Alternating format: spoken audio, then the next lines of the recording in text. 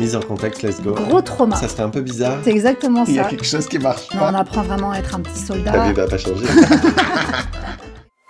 Salut tout le monde et bienvenue sur notre podcast Les idées vagabondes. Hey Lilita, je suis Yvan. Bienvenue dans notre podcast. Comme promis, c'est si on avait notre propre pays, quelles en seraient les lois? Qu'est-ce qu'on ferait en termes de juridiction, de pénalité, droits des humains? Est-ce qu'on serait plutôt Kim Jong-un ou est-ce qu'on serait plutôt Trump? Bon, le mec ici, que des gens extrêmes, ou Macron, ou je sais pas. Enfin bref, à quoi ressemblerait notre modèle politique? C'est aujourd'hui que ça se passe.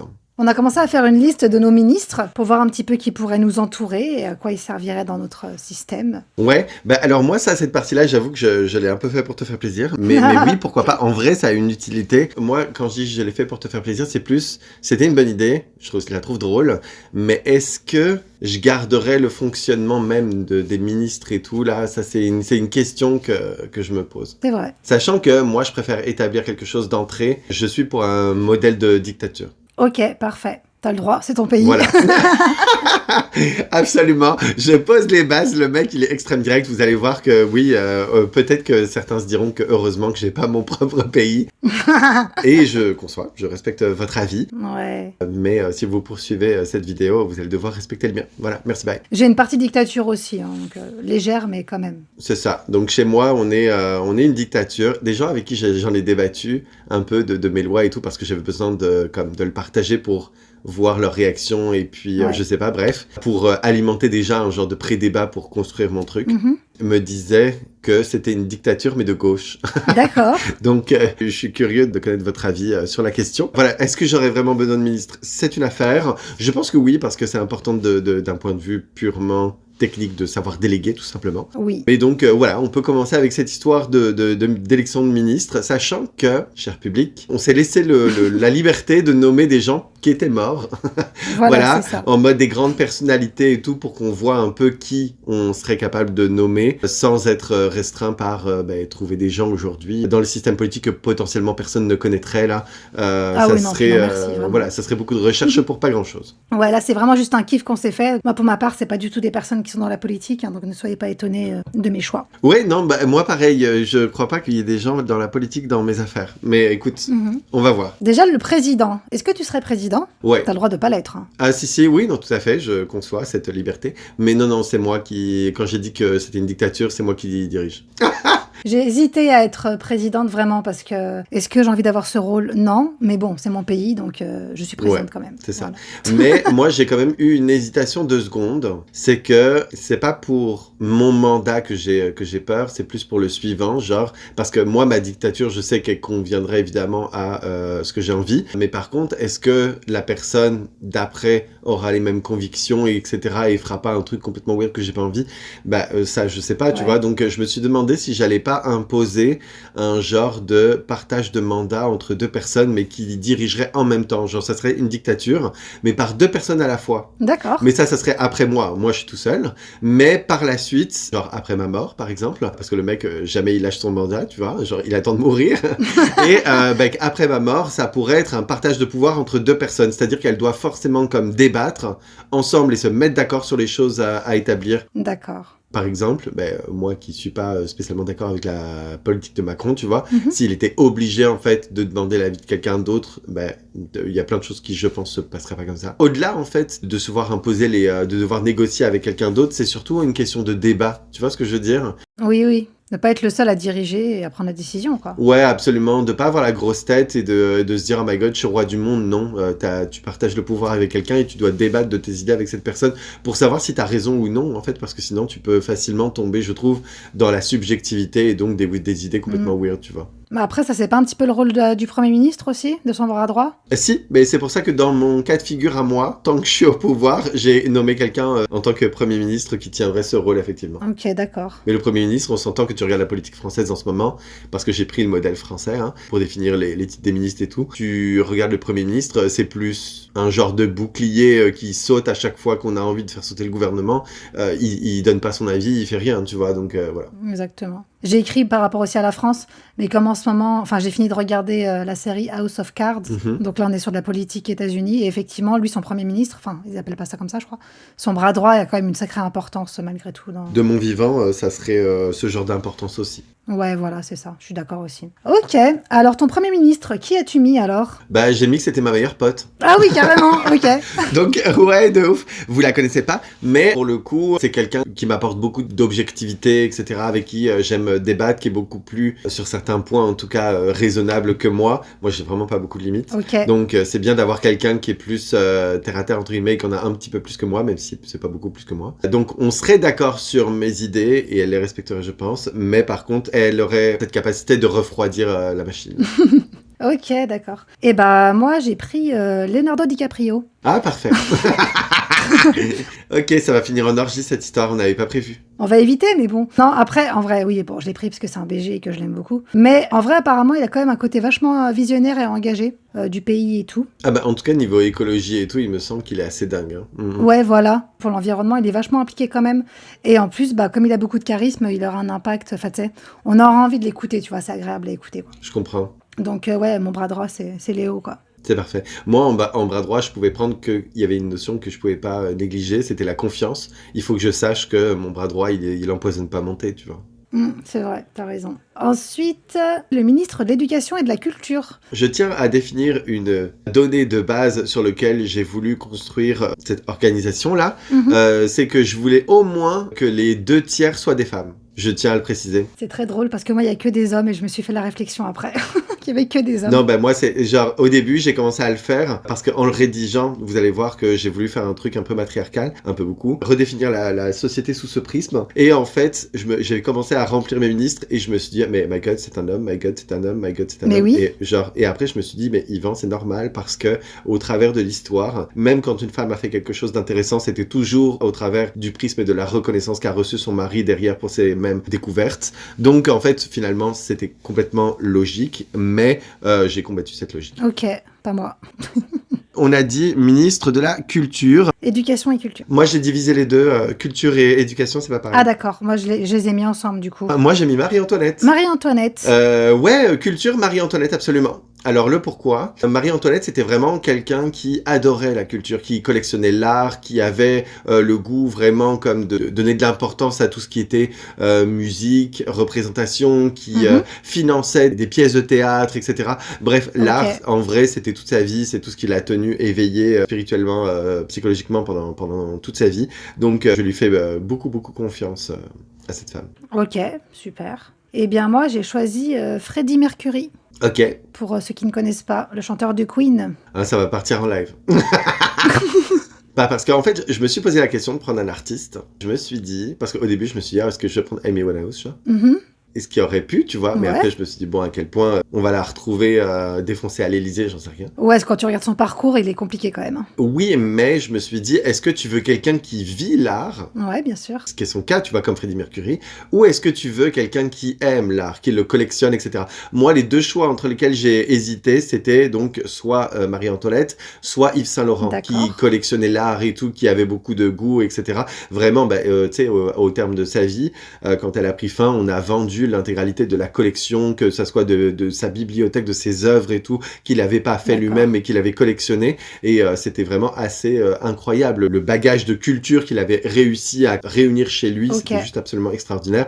Et donc, je me suis dit qu'en ministre de la Culture, c'était mieux quelqu'un qui aimait l'art, qu'il l'aimait profondément, qu'il l'inspirait et tout, plutôt que quelqu'un qui le fabrique, parce que ça, c'est quelqu'un qui est trop sujet à ses émotions pour moi, pour diriger un gouvernement, tout simplement. Donc voilà. D'accord. Donc ça, c'était ta culture, et du coup, l'éducation, t'as mis qui, comme t'as séparé? Éducation, alors, personne la connaît, mais je vais vous la faire connaître, parce que c'est une femme très intéressante. Il y a quelques années, une bonne dizaine, je pense, une femme a inventé une méthode de lecture assez révolutionnaire, qu'elle a soumise au gouvernement d'ailleurs, et c'est une méthode de lecture qui se fait en fait par l'image et tout, qui est bien plus compréhensif, on va dire, de la façon dont fonctionne le cerveau des gens, plutôt que la bête alphabet que tout le monde apprend, etc. Enfin bref, il y a carrément des patrons du CAC 40 qui ont été jusqu'à dire que eux ils ont été dyslexiques forts toute leur vie, etc. Mais qu'ils le sont toujours, parce que la dyslexie c'est pas quelque chose qui se soigne, mais on peut vivre avec. Et bref, et donc que sa méthode de lecture à elle a complètement révolutionné leur vie, qu'après ça ils ont pu avoir une vie normale et puis écrire des mails sans avoir honte de leur orthographe et tout. Il n'y a pas que la lecture dans l'éducation, mais ce qui m'a intéressé chez cette femme, c'est qu'elle s'est penchée sur la façon dont fonctionnent les élèves pour établir une méthode qui fonctionne. D'accord. qui fonctionne vraiment particulièrement bien et qui a révolutionné des vies. Et je me suis dit que cette femme, si elle avait cette démarche-là, pour moi, c'était la bonne en fait pour enseigner tout simplement et savoir ce qui convient à des élèves. Et c'est qui du coup? Je sais pas son nom, je sais plus, je l'ai pas retrouvé. Il a inventé une femme, il a créé une vie.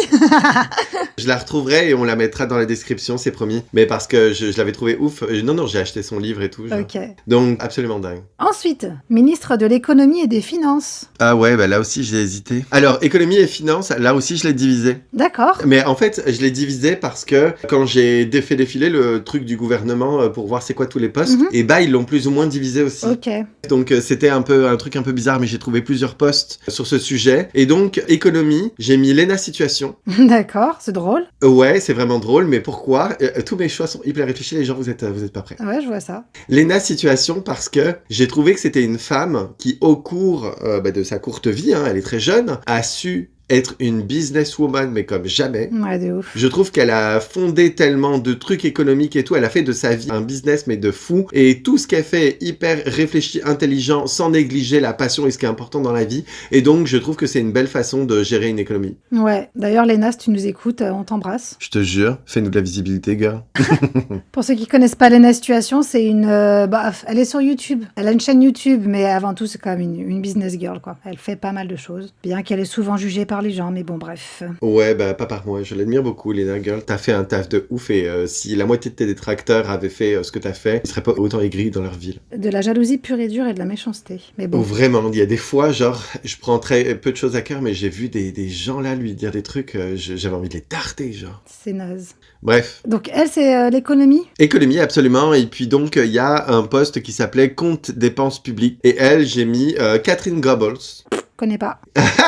Catherine Goebbels, en fait, c'est une femme qu'on peut retrouver dans le film Histoire vraie, Les femmes de l'ombre. Et en fait, c'était à l'époque où être une femme, c'était déjà compliqué, t'avais pas de droits, etc. Genre révolution industrielle, elle commençait quand même à travailler et on comptait sur elle. Et en plus, elle était noire. Et donc, en plus d'être une femme où, c'était hyper compliqué, ne serait-ce que de travailler, d'avoir une vie indépendante. Ouais. En plus, les noirs étaient séparés des blancs, etc. C'était encore cette époque. Et bah, malgré tout, cette femme, c'était tellement une tête, en fait, genre au niveau des calculs et tout, qu'elle s'est fait une place à la NASA. Ok. Et elle a rectifié l'intégralité de leurs calculs pour que le premier homme puisse aller sur la Lune. Mais quand je te dis c'est une tête, c'est-à-dire que, tu sais, les États-Unis étaient comme en bataille industrielle avec la Russie pour savoir c'est lequel conquête de l'espace qui irait le plus loin. Ouais. Et c'est grâce à cette femme et sa, rapidité de calcul et tout, et c'est grâce à son cerveau que les États-Unis ont gagné cette guerre. Vraiment, à elle toute seule, elle a tué le game, genre. Et il paraît que c'est la Russie qui a gagné par contre. Hein. Ça fera un autre débat sur les complotistes. Oui, non, bien sûr. Mais on va prendre la version historique officielle, qui soit pas un débat, voilà. C'est-à-dire que c'est les États-Unis pour avoir atterri sur la Lune qui ont donc gagné cette histoire. Et c'est grâce à cette femme. Et vraiment, pour le coup, regardez ce film, les gens, les femmes de l'ombre. C'est très, très, très, très, très inspirant. Okay. Et j'engage Catherine, c'est une tête, genre. Super. Bon, bah, t'as deux femmes économie et finance, qui n'est pas plus mal. Ah oui, non, mais moi, je vous ai dit, matriarcal, mon truc. Moi, j'ai un homme encore, genre avec des hommes, de toute façon. Moi, j'ai pris Brad Pitt.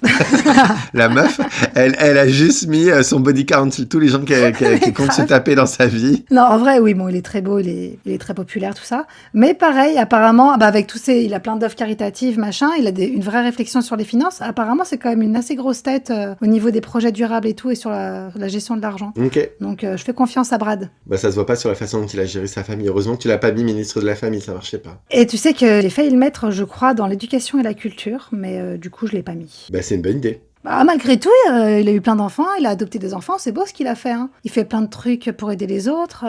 Avoir la volonté et savoir le faire derrière, c'est compliqué. C'est un peu comme Freddie Mercury à l'art. Savoir faire de l'art, est-ce que tu sais gérer un ministère de l'art et de la culture pour autant? Vivre le truc, ça veut pas dire que tu sais le gérer. Ah oui, complètement. Après, je dis pas que mon pays, il va rouler. Hein. Il va... c'est un kiff, quoi, c'est tout. Moi, je garantis rien, les enfants. Je dis pas que ça va bien se passer. Exactement, on fait des tests. Hein. On fait des tests, bon, période d'essai de 3 mois, après on voit. C'est un peu ça. Ok, ensuite, moi j'ai noté le ministre de l'Environnement et du Développement Durable. Alors je sais pas si t'as ça. Si, absolument. Ministre de l'écologie, j'ai mis Greta Thunberg.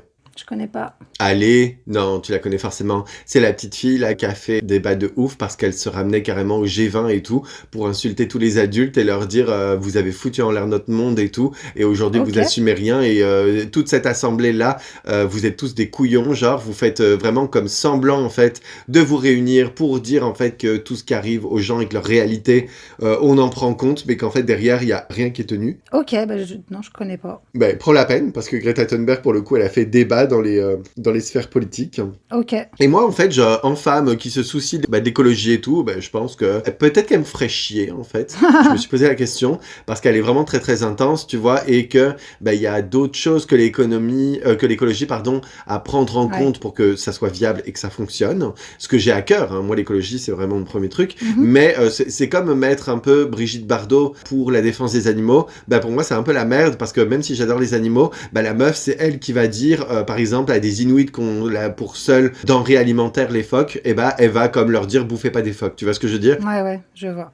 Elle va être trop loin. Ouais, absolument. Il y a des middle et des façons, des cultures et tout un tas de trucs à prendre en compte pour ces sujets. Et l'écologie, je trouve que c'est pareil. Et je pense que Greta, potentiellement, pourrait me faire chier. Ok. Mais au moins, elle aurait la force de ses convictions. Elle sera impliquée. Ouais, non, elle serait sur le front, tu vois. Donc, au moins, je pourrais avoir confiance sur ce point. C'est qu'elle irait à fond dans ce que je dirais. Ok. Elle dirait pas oui. Et en fait, 3 mois plus tard, elle me dirait alors, ce qu'on a réussi à faire, c'est diminuer le pourcentage de plastique dans les bouteilles Vittel de 99 à 98%, merci. Enfin bref, tu sais, les gens qui font semblant de travailler là au gouvernement, là, on les voit. Donc je me dis qu'au moins Greta, peut-être que je devrais lui mettre un garde-fou, mais qu'au moins, elle ferait ce que je dis. Elle ferait le taf. Ok, et moi j'ai mis, là c'est pas un beau gosse, j'ai mis Michael Jackson. Ah, Michael Jackson, ok. Ouais. En écologie, genre. Et pourquoi ? Environnement, tout ça, parce qu'il s'est toujours battu aussi apparemment pour préserver la planète, pour les enjeux écologiques et tout, il était vachement investi avant sa mort. Ok. Et donc ça fera un bon porte-parole, ouais. Il a d'ailleurs fait des musiques sur ça et tout, voilà. Ok.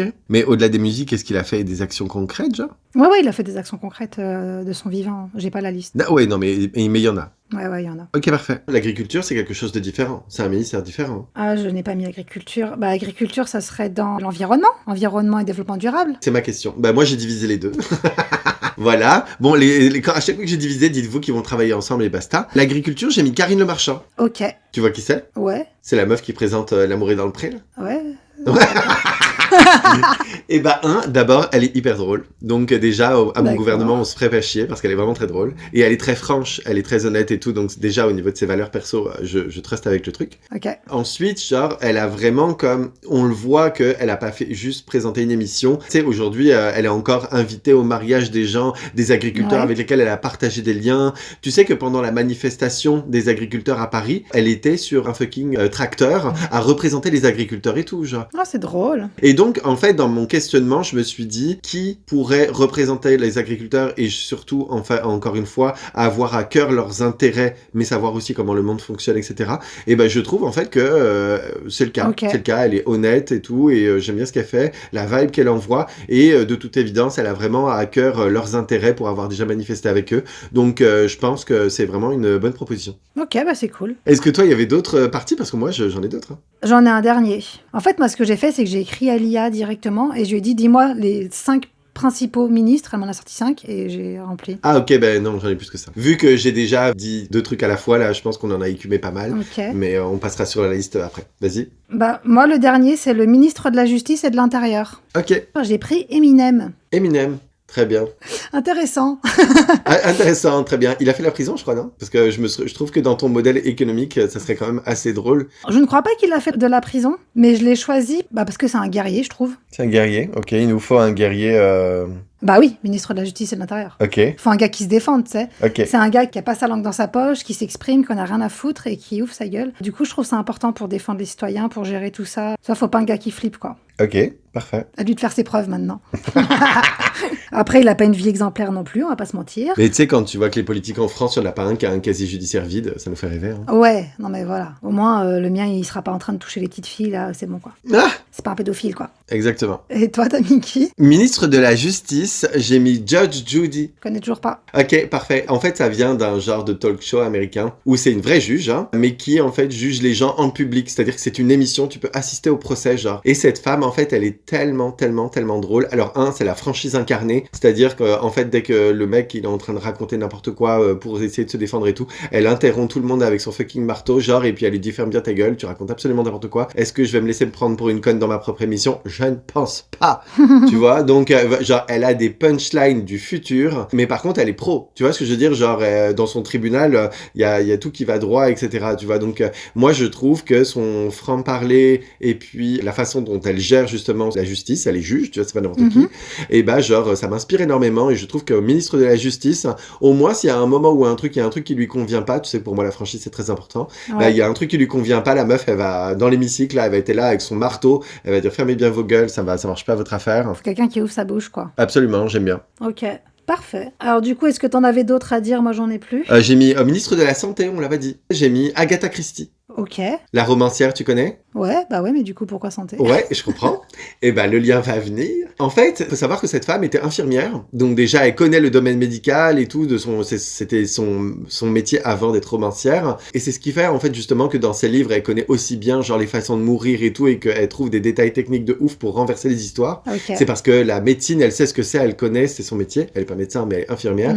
Et je me dis que trouver quelqu'un qui a été dans ce corps de métier, déjà, c'est qu'elle connaît la réalité. D'accord. Les besoins du domaine, etc. Et en plus, elle est fucking intelligente, ça se voit au travers de ce qu'elle écrit. Donc, d'avoir quelqu'un d'hyper intelligent, et elle est un peu cynique aussi au passage, donc je pense qu'on s'entendrait bien. Donc, d'avoir quelqu'un sur la même vibe que moi, et en plus, tu sais, elle a peur de rien, elle a pas peur d'un nouveau modèle économique et tout, tu vois. Donc, on voit même au travers de sa vie qu'elle a fait des trucs complètement fuckés. Un nouveau gouvernement, une nouvelle façon de gérer un pays ne lui ferait pas peur. Elle connaît la réalité, et en plus, voilà, est hyper intelligente. Donc, je trouve que ça ferait un bon ministre de la Santé. Ok, cool. Ministre de la Famille. Bon, ça, encore une fois, c'est quelque chose que j'ai pris sur le gouvernement français, je l'ai pas inventé. Hein. Et il fait quoi? Ministre de la Famille, j'ai mis que c'était Véronique Courgeot. Donc, c'est elle qui a congelé ses bébés, là. D'accord. Voilà. Et donc, comme vous allez voir que j'ai une politique antinataliste, je me suis dit que c'était une bonne chose. Ah, mais attends, mais elle les a congelés pour les tuer? Oui. Mais d'accord, ok. Bon, ça allait bien toi au début, puis après ça part en couille, quoi. Ah oui, non. Mais écoute, tu sais, la famille, à quel point ça serait important, faut voir. Justement, c'est ce qu'on va voir dans la suite. Mais non, je suis pas... Ouais, non, elle fera l'affaire, c'est parfait. Ok, on prend une folle, allez. Tu sais, on prend une folle, c'est parti. Tu sais, imagine à chaque fois qu'il y aura une question, genre peu importe et tout sur l'avortement, déjà, elle sera là avec son bébé congelé en mode on congèle. Ah bah, elle aura des solutions, hein. Ah, elle aura des solutions. C'est radical, hein. Ah, ben de ouf. Elle va sponsoriser une marque de congélo et tout, laisse tomber. Ah, mon Dieu. Enfin bref, donc ensuite, il y avait ministre des Affaires étrangères. Ok. J'ai mis Shinchi. Voilà. Alors, Shinchi, c'est une femme, donc, dans l'histoire, qui est hyper inspirante parce que ça a été la première et seule et vraie unique femme pirate. D'accord. En fait, à la base, c'était une prostituée. Et puis, elle est devenue, genre, femme d'un pirate, parce que, genre, j'imagine qu'ils ont eu des éparençantes et qu'elle a été femme d'un pirate. À la mort de ce dit pirate, et ben, en fait, c'est elle qui a hérité toute la flotte et tout. Genre, elle avait tellement un fort caractère. C'est elle qui est devenue capitaine des pirates, genre. D'accord. Et par la suite, en fait, elle a tellement eu une politique de conquête et tout, et de visionnaire, en fait, qu'elle est plus seulement devenue femme capitaine pirate, elle est genre devenue capitaine de toute une flotte et tout, de la plus grosse flotte de pirates qui a jamais été dirigée dans le monde, genre. D'accord. Et donc, je me dis qu'elle a une politique étrangère qui est quand même assez intéressante. En tant que pirate et tout, je me dis que la meuf, elle se laissera pas faire. Tu vois ce que je veux dire? Ouais. Tu sais, c'est un peu comme Trump qui essaye de négocier pour que le Canada devienne un nouvel État des États-Unis, là. Et ben, je me dis que la meuf, elle aura un peu le même genre de mindset fucké. On pourra pas lui mettre à l'envers. C'est elle qui met les gens à l'envers. Tu vois ce que je veux dire? Ok, je vois, oui, très bien. Voilà, ben, j'ai pris une femme pirate. Une femme pirate, c'est bien.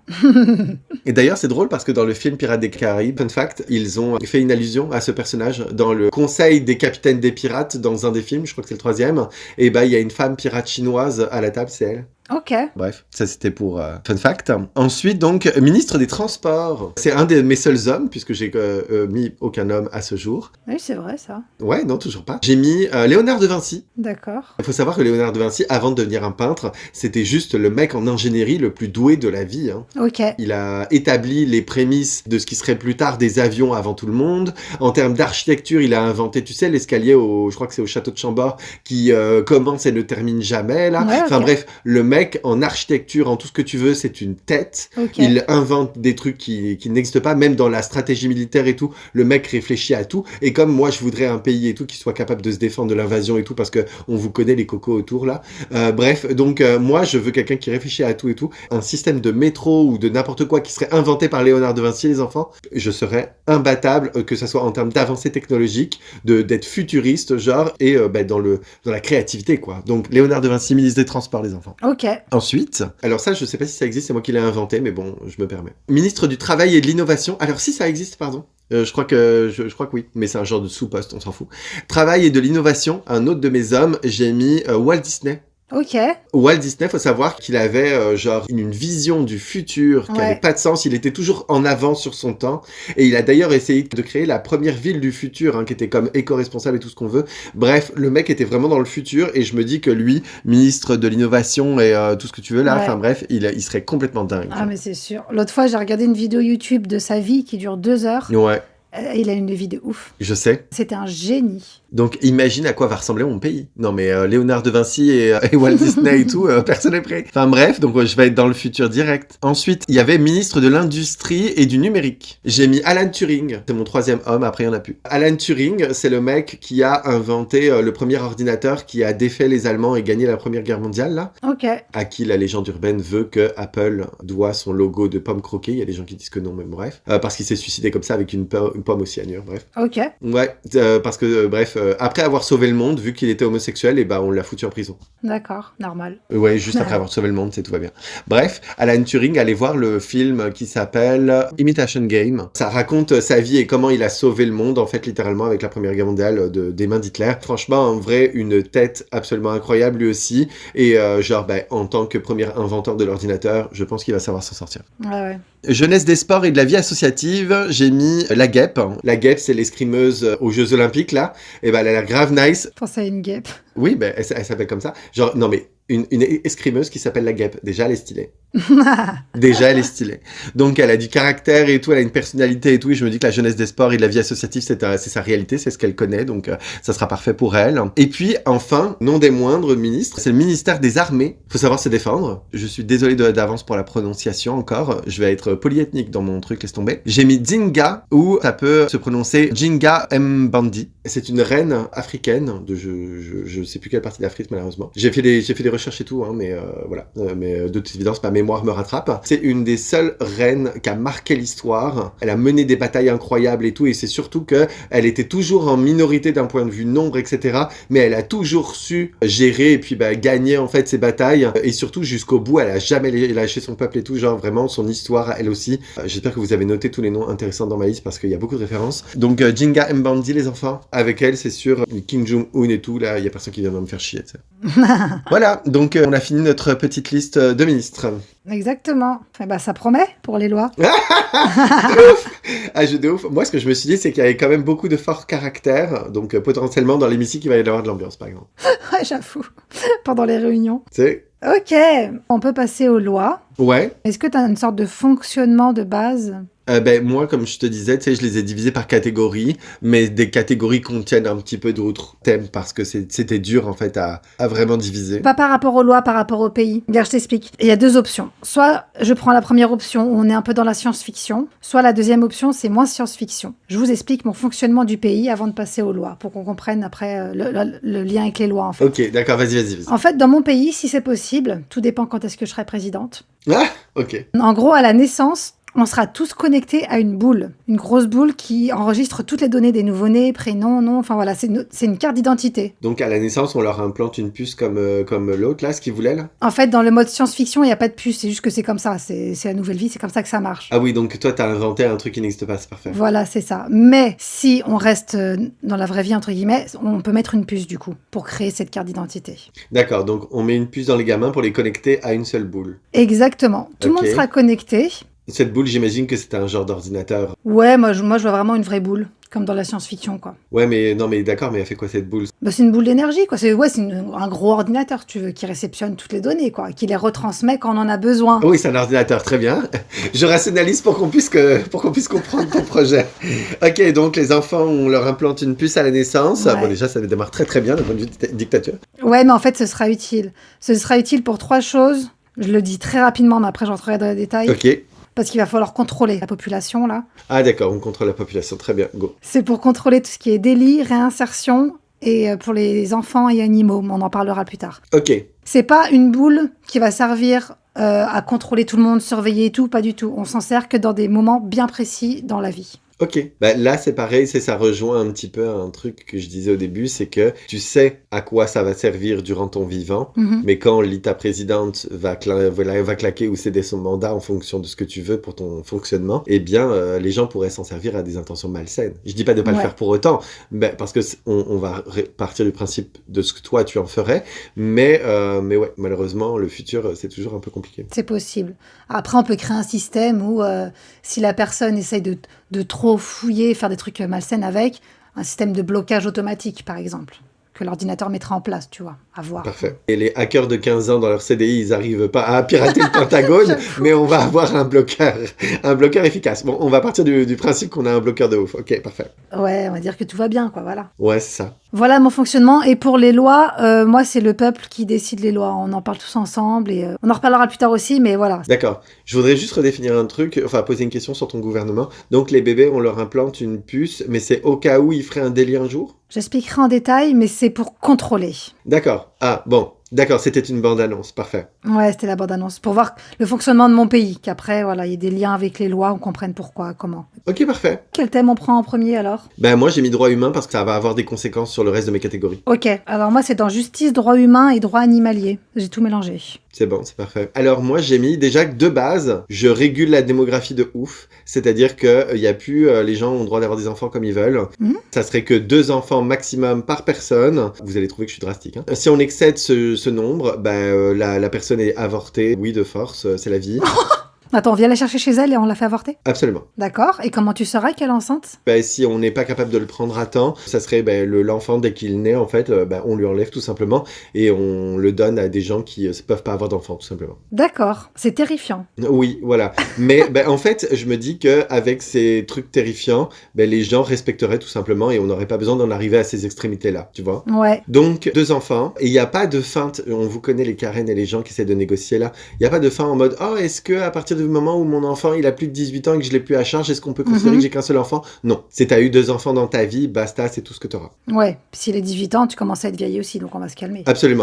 S'il y en a un des deux qui meurt dans les 6 mois, genre syndrome du truc qui arrête de respirer, je sais pas quoi, je comprends qu'on veuille en faire un autre et ça sera accordé. D'accord. Par contre, si ton enfant il meurt, il a 12 ans de je sais pas quoi, 12 ans c'est encore tôt, donc oui, on pourra en faire un autre. Oui, c'est tôt quand même. Ça rentre encore dans mon truc. Mais par contre, genre, ouais, ton gamin, il a 18 ans, il vient d'avoir son permis, il meurt d'un accident de voiture, malheureusement, on sera pas capable d'en avoir un autre, ça, c'est plus la peine. Voilà. Ok.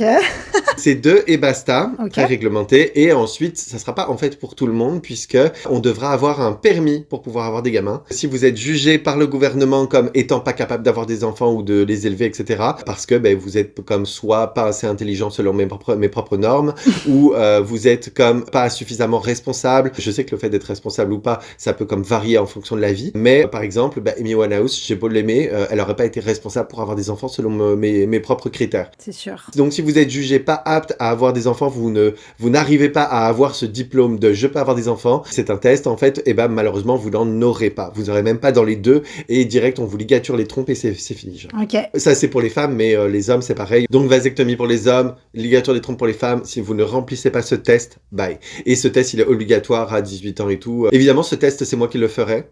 Tu vas avoir du taf, hein. Ah je sais. Ah non mais diriger un pays, girl, c'est du taf. Hein. Je suis prêt. Hein. On sait à quoi on s'engage. Par rapport aux enfants, c'est exactement ce que j'allais dire. C'est ton deuxième point, c'est que c'est pas la fête. Les gens tordus là qui sont instables, ils n'ont pas le droit d'avoir d'enfants. Et c'est là un peu que mon système de boules connectées entre en jeu, c'est qu'il faut demander l'accord. Donc il y a cette boule supérieure là en gros, si on a le droit d'avoir un enfant ou pas. Et donc la boule sera détectée si t'es malade psychologiquement. Elle va tout détecter ce qui se passe dans ta vie et te dire si t'es apte ou pas à avoir un enfant. Ok. Mais il y a plus de on fait l'amour, on a un enfant. enfant. Non, ça c'est fini ça. C'est fini ça, merci. Faut demander l'autorisation. Je te jure. Ah ouais, moi c'est pareil. On arrête les conneries. C'est pas qu'on est fou dans nos têtes, c'est que je pense autant toi que moi, on a des gens autour de nous, ils devraient pas avoir d'enfants, et c'est pour le bien-être de l'enfant qu'on dit ça. Vraiment.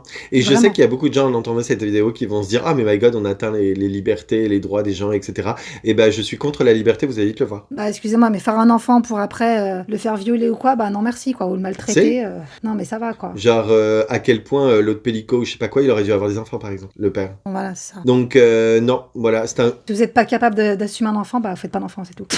On est d'accord là-dessus en tout cas, c'est bien. Non, absolument. Voilà. Ah, mais on va peut-être pouvoir être coprésident, on sait pas. Et d'ailleurs, je rebondis là-dessus, c'est que c'est pareil pour les animaux de mon côté. Hein. Oui, absolument. Pour avoir un animal, c'est pareil, on passe des tests, on fait un truc, sinon c'est next, hein. C'est hors de question. Non, absolument, oui, il y a moi aussi un permis pour avoir des animaux, et si tu n'es pas capable de le passer, malheureusement, d'avoir le diplôme, tu n'auras pas d'animaux tout court. C'est ça. S'il y a abandon d'animaux, parce que, bah, je sais pas, il y a une faille, c'est la prison directe, prison et amende, on discute pas. Non, moi aussi, ouais, je serais très sévère là-dessus. Les animaux, ça serait vraiment pas une blague. Clairement. Voilà. Voilà, c'est posé. C'est posé, exactement. J'ai une petite catégorie autre, mais dans le même thème. Liberté d'expression restreinte si usage inapproprié. Ouais, je suis d'accord. Donc, ça veut dire que, voilà, par exemple, moi, il y a des gens à qui on accorde encore de pouvoir s'exprimer sur les espaces publics ou quoi. Moi, je trouve que ça devrait pas être le cas. D'ailleurs, je pense que s'il y avait eu ma loi, Hitler, il serait jamais arrivé au pouvoir, par exemple. Ouais. Par exemple, comment il s'appelle l'autre débile, là Éric Zemmour. Éric Zemmour, tu vois, moi, par exemple, il aurait jamais eu une tribune. Dès que tu pars dans des délires comme le racisme, l'homophobie, etc., ou l'antiféminisme, tu es direct, genre, cancellé, tu n'as plus ton droit d'expression, il t'a été retiré, et donc tu ne peux plus avoir accès ni aux réseaux sociaux, ni à rien du tout, ni à la télé, ni à un quelconque poste qui te permet d'avoir une expression quelque part, ni journaliste, ni rien du tout, Je suis d'accord, pareil. On a le droit de s'exprimer, il n'y a aucun souci, mais il faut pas que ça apporte trop préjudice aux autres non plus. Enfin, il y a des choses sur lesquelles on n'a plus le droit, en fait. Le racisme et tout, faut qu'on arrête, quoi. Pareil pour tout ce qui est, genre, tu sais, dans la sphère publique. Enfin, ça, c'était pas un peu pour la sphère publique, mais pour la sphère des gens dans leur quotidien. Pareil, moi, tout ce qui est insulte ou même traitement, tu sais, ça en découle, je trouve. De pouvoir exprimer clairement des idées en mode, genre, les douches dans Auschwitz, ça n'a jamais existé et tout, c'est un détail de l'histoire, je sais pas quoi. Et moi, ça, c'est des gens cancel direct, ils ont plus droit d'expression et tout. Dès que je juge que des propos sont problématiques, bye. Ok, mais du coup, on n'a plus le droit de débattre alors. Que quelqu'un peut penser ça réellement et c'est son point de vue, tu vois. Non, ça c'est pas un point de vue. Pour moi, genre, tu sais, les douches à Auschwitz, est-ce qu'ont vécu les juifs là-bas, ou les juifs et d'autres, parce qu'il y avait pas que les juifs, même si c'était 80% du truc, c'est un fait historique qu'on ne peut pas remettre en question, et donc de dire que ça n'a jamais existé ou que c'est un détail tout juste, ça c'est comme vraiment de la médisance ou de la désinformation, et ça pour moi c'est très grave. Ok, bon, on parle là-dessus. On parle là-dessus, quoi. Acté, bye. Est-ce qu'on a le droit de faire de l'humour noir quand même, toujours? Ah non, je suis très humour noir, absolument. Je sais pas si les gens connaissent Laura Lone et tout, mais c'est grave mon genre d'humour, je ne fonctionne que par ça. Bon, ça va. Ça veut pas dire que t'as pas le droit de rire, mais dès le moment où tes propos sont sérieux et que tu bitches une autre culture, une autre population ou je sais pas quoi, tu perds ton droit de t'exprimer. Tu perds pas la vie, hein, t'es pas jugé en mode au tribunal ou je sais pas quoi. Il y aura comme une décision de justice là, mais clairement, tu peux plus t'exprimer comme tu veux, c'est fini ça. Ouais, sur les réseaux et tout. Ok, je vois. Absolument, tout à fait. Ok. Dans la même vibe, j'ai mis que le contenu des réseaux sociaux serait soumis à approbation du gouvernement. Ouais. J'ai fait ce choix par rapport à ce qu'il y a une comparaison qui a été faite de l'utilisation des réseaux sociaux des États-Unis versus la Chine. Ouais. Et en fait, le résultat de cette étude, c'est que les Américains, on pouvait voir dans la jeunesse en fait que la moitié voulait devenir des stars de la télé-réalité, dire des trucs débiles, genre t'as pas de shampoing, je sais pas quoi. Bref, que ça devenait un objectif de carrière en fait, juste d'avoir un culte de la beauté et puis d'être superficiel et puis de tourner dans des émissions. Voilà que ça c'était un objectif de carrière.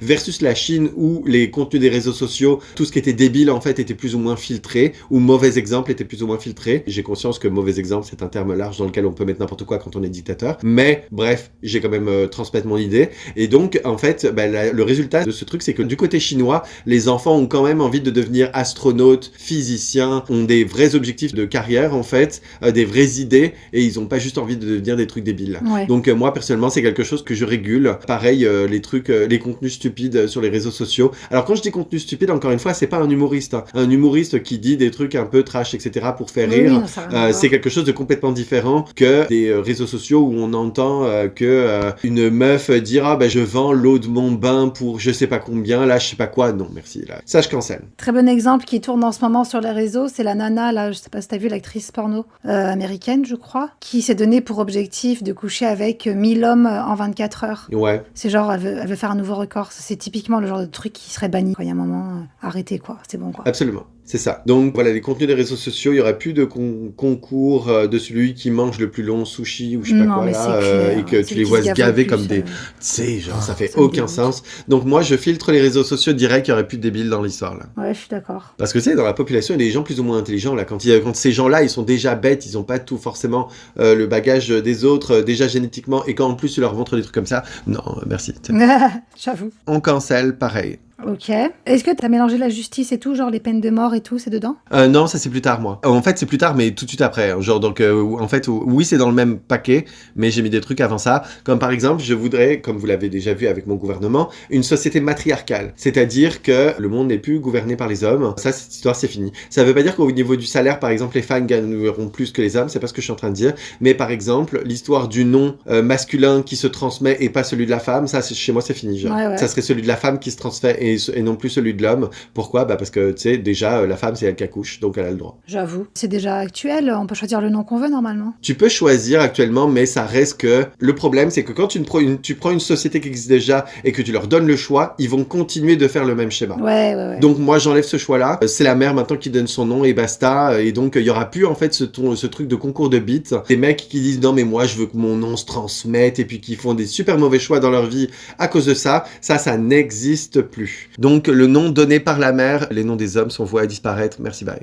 Voilà. Et puis, quand je dis que société matriarcale, pareil, au gouvernement, il y aurait toujours une majorité de femmes imposées. Donc, c'est toujours aux 2/3 minimum de femmes versus les hommes. Ça, c'est bien. J'ai pas le bon exemple pour moi, mais j'aurais dû mettre des femmes aussi. Non, mais je trouve qu'à chaque fois qu'une société a été dirigée par une femme, et ben ça s'est toujours beaucoup mieux passé, en fait. Je trouve que les femmes sont plus... Là, je vais dire des grosses généralités débiles, hein, mais écoute, je pars quand même dans mes généralités, mais je trouve que globalement, elles sont quand même plus... elles ont plus la tête sur les épaules, en fait, tout simplement. Il n'y a pas cette testostérone qui intervient dans le truc, en mode Donald Trump, pour dire « Ah, tu veux voir mon gros missile, je vais te l'envoyer dans la gueule, et là. » Ouais, c'est ça. On est plus réfléchi. Plus sensible aussi, peut-être. Ouais, plus réfléchi, plus modéré, plus tout ce que tu veux. Donc, modéré, j'aime bien les gens qui, comme vous l'avez vu dans mes choix avec ma reine africaine, etc., j'aime pas que les gens que modérés. Dans certains sujets, ça mérite qu'on le soit plus, et certaines femmes le sont. Mais en tout cas, voilà, c'est pas, je trouve pas qu'il y ait le même rapport à la testostérone qui intervient dans le truc, là. Donc, moi, ça, non, je cancelle aussi. Ouais, je suis tout à fait d'accord. D'ailleurs, ça intervient jusque dans l'écriture, parce que dans l'écriture française, le masculin, il y a encore, c'est très récent dans l'histoire, en fait, qu'il a pris le pas sur le féminin, etc. C'est quelque chose de très patriarcal qui a pris le dessus. Et c'est très récent, ça fait quelques centaines d'années tout au plus hein, sur l'échelle de l'humanité. Donc moi, ça c'est pareil, je cancelle. C'est pas forcément le féminin qui prime, mais ça redevient comme avant cette histoire de patriarcat où c'est ni le féminin ni le masculin qui prend le dessus sur l'autre. C'est juste le dénominatif ou la personne dont on parle, le plus proche tout simplement, qui prend la tournure de la phrase et le pronom. Mais il n'y a plus d'histoire de supériorité chelou là. Ok. Voilà. Après, moi, on embarque sur le pénitentiaire, sur lequel on peut aller si tu veux. Ouais, moi j'ai du pénitentiaire. Après, j'ai de la violence conjugale, donc ça va peut-être aller avec le pénitentiaire. Ouais, absolument, c'est dans le même thème. Moi, ça, je l'ai mis dans ce que j'appelle les peines proportionnelles à l'acte. C'est-à-dire que si t'as savaté ta femme comme une merde, on te savate la gueule. Ok. Voilà, donc moi, c'est ce que j'appelle la peine proportionnelle. C'est-à-dire que à chaque fois, par exemple, tu vas balancer un chat contre un mur et puis te filmer, les mettre sur les réseaux sociaux, je sais pas trop quelle connerie. Bon, ça, on a vu que j'avais cancellé avec mon histoire de réseaux sociaux bridée, là. Mais, pareil, on te balance contre un mur jusqu'à ce qu'on ait le même résultat physique. Voilà, c'est ce que j'appelle la peine proportionnelle. Ouais, c'est ce qu'on avait un peu dit pour la peine de mort, enfin pour les violeurs en tout cas. Absolument. Moi, ce que j'ai de mon côté pour tout ce qui est violence conjugale, alors c'est un peu moins, enfin c'est pas dans cet état d'esprit-là, c'est que dès qu'il y a une première plainte, elle sera prise directement au sérieux. C'est-à-dire que si Josiane va au commissariat, se dit qu'elle se fait taper par son homme, il n'y a pas de est-ce que c'est vraiment vrai, revenez plus tard, si ça recommence, revenez, enfin des trucs à la con comme ça qui servent à rien. Là, on prend au sérieux direct, que ce soit homme ou femme d'ailleurs, hein, parce qu'il y a des hommes qui se font battre aussi. Bien sûr. C'est-à-dire que dès la première plainte, la personne qui est accusée se fait 72 heures de garde à vue, pendant 72 heures ou même plus des fois, ça dépend. Ouais, ça sera pris au sérieux. Ouais, là, ça sera vraiment pris au sérieux. On n'a pas besoin qu'elle se fasse couper la main pour être pris au sérieux, quoi. Et puis, bon, forcément, après, il y aura des tests médicaux, tout ça. Il y aura un vrai suivi là-dessus, régulier. Eh ben, c'est con, mais dans mon fonctionnement, je pense que c'est juste résolu par par le simple fait d'avoir une société patriarcale. C'est-à-dire que la police, bon, moi, il y a un gros truc à remettre de fond en comble dans l'histoire de police, mais je pense que, pareil, remplacer, en fait, les policiers par une majorité de femmes, je pense que ça changera beaucoup de choses. C'est vrai. Autre point pour finir juste là-dessus, c'est que dès qu'une personne donc se fera battre, enfin dès qu'il y a de la violence, même physique ou psychologique, il y aura automatiquement des aides. C'est-à-dire que là, souvent, on voit des cas, c'est que la femme ou l'homme n'ose pas partir. Non, la femme n'ose pas partir parce qu'elle n'a pas d'argent, parce qu'elle n'a pas de travail, donc elle est comme obligée de rester avec cet homme. Et ben là, il y aura des aides automatiques financières et un relogement automatique de la victime. Voilà, avec un vrai suivi, une vraie protection. Et elle peut se barrer direct. Il n'y a pas de comment je fais, je suis dans la merde, quoi. J'aime ça. Parfait. Comme on l'a dit dans un podcast précédent, je remets la peine de mort. Pareil, peine de mort. Comme on l'a détaillé à ce moment-là, il faut une preuve absolue pour qu'elle puisse être mise en place. Pour les violeurs et tueurs. Accélère la rotation aussi d'un point de vue purement fonctionnel. Le chef d'entreprise fait qu'une rotation dans les prisons et tout est possible et je peux pas me retrouver dans la situation où mes prisons sont pleines, on peut plus punir les gens, etc. Nanana, parce qu'on sait plus où les mettre. Non, on les fait canner. Si on a une preuve absolue, là, on les fait canner, tout simplement. Ouais, je suis d'accord. Et d'ailleurs, pour tout ce qui est procès et tout, tous les procès seront publics de mon côté. Ah ouais? Tout le monde aura accès au procès, pourront voir exactement ce qui se passe et tout entendre. Il n'y a pas de c'est privé, machin. Non, tout est public si on veut y avoir accès, en tout cas. Mais c'est grave drôle. J'aime ça. Et puis à la limite, tout le monde pourra s'en mêler, quoi. Donner un petit peu son point de vue. Ouais, ça fera un show. Comme l'application sur la peste publique, genre. On peut tous jeter une pierre. Ouais, on n'ira pas jusque-là, ça va rester un peu sérieux et structuré. Ouais, bien sûr. Mais en tout cas, il n'y a pas de huis clos, il n'y a pas tout. Alors peut-être qu'il peut y avoir des huis clos, mais je suis pas sûre. Je suis pas sûre. Parfait. Un autre truc par rapport aux prisonniers, pour ceux qui reviennent, qui sont réhabilités dans le monde après avoir purgé leur peine, je parle de petits actes, Okay. Tout ce qui est vente de drogue, tout ça. Enfin, pour moi, c'est un petit acte. Désolée de dire ça. Ouais. Mais il y aura genre un programme obligatoire à suivre. Donc, c'est un programme qui se fait pendant que la personne est encore en prison. Ça dure pendant plusieurs mois. Donc, il y aura un suivi psychologique, il y aura plein de trucs. On va leur réapprendre à s'intégrer dans la vraie vie. Donc, leur apprendre à trouver un travail, à plein de trucs, machin.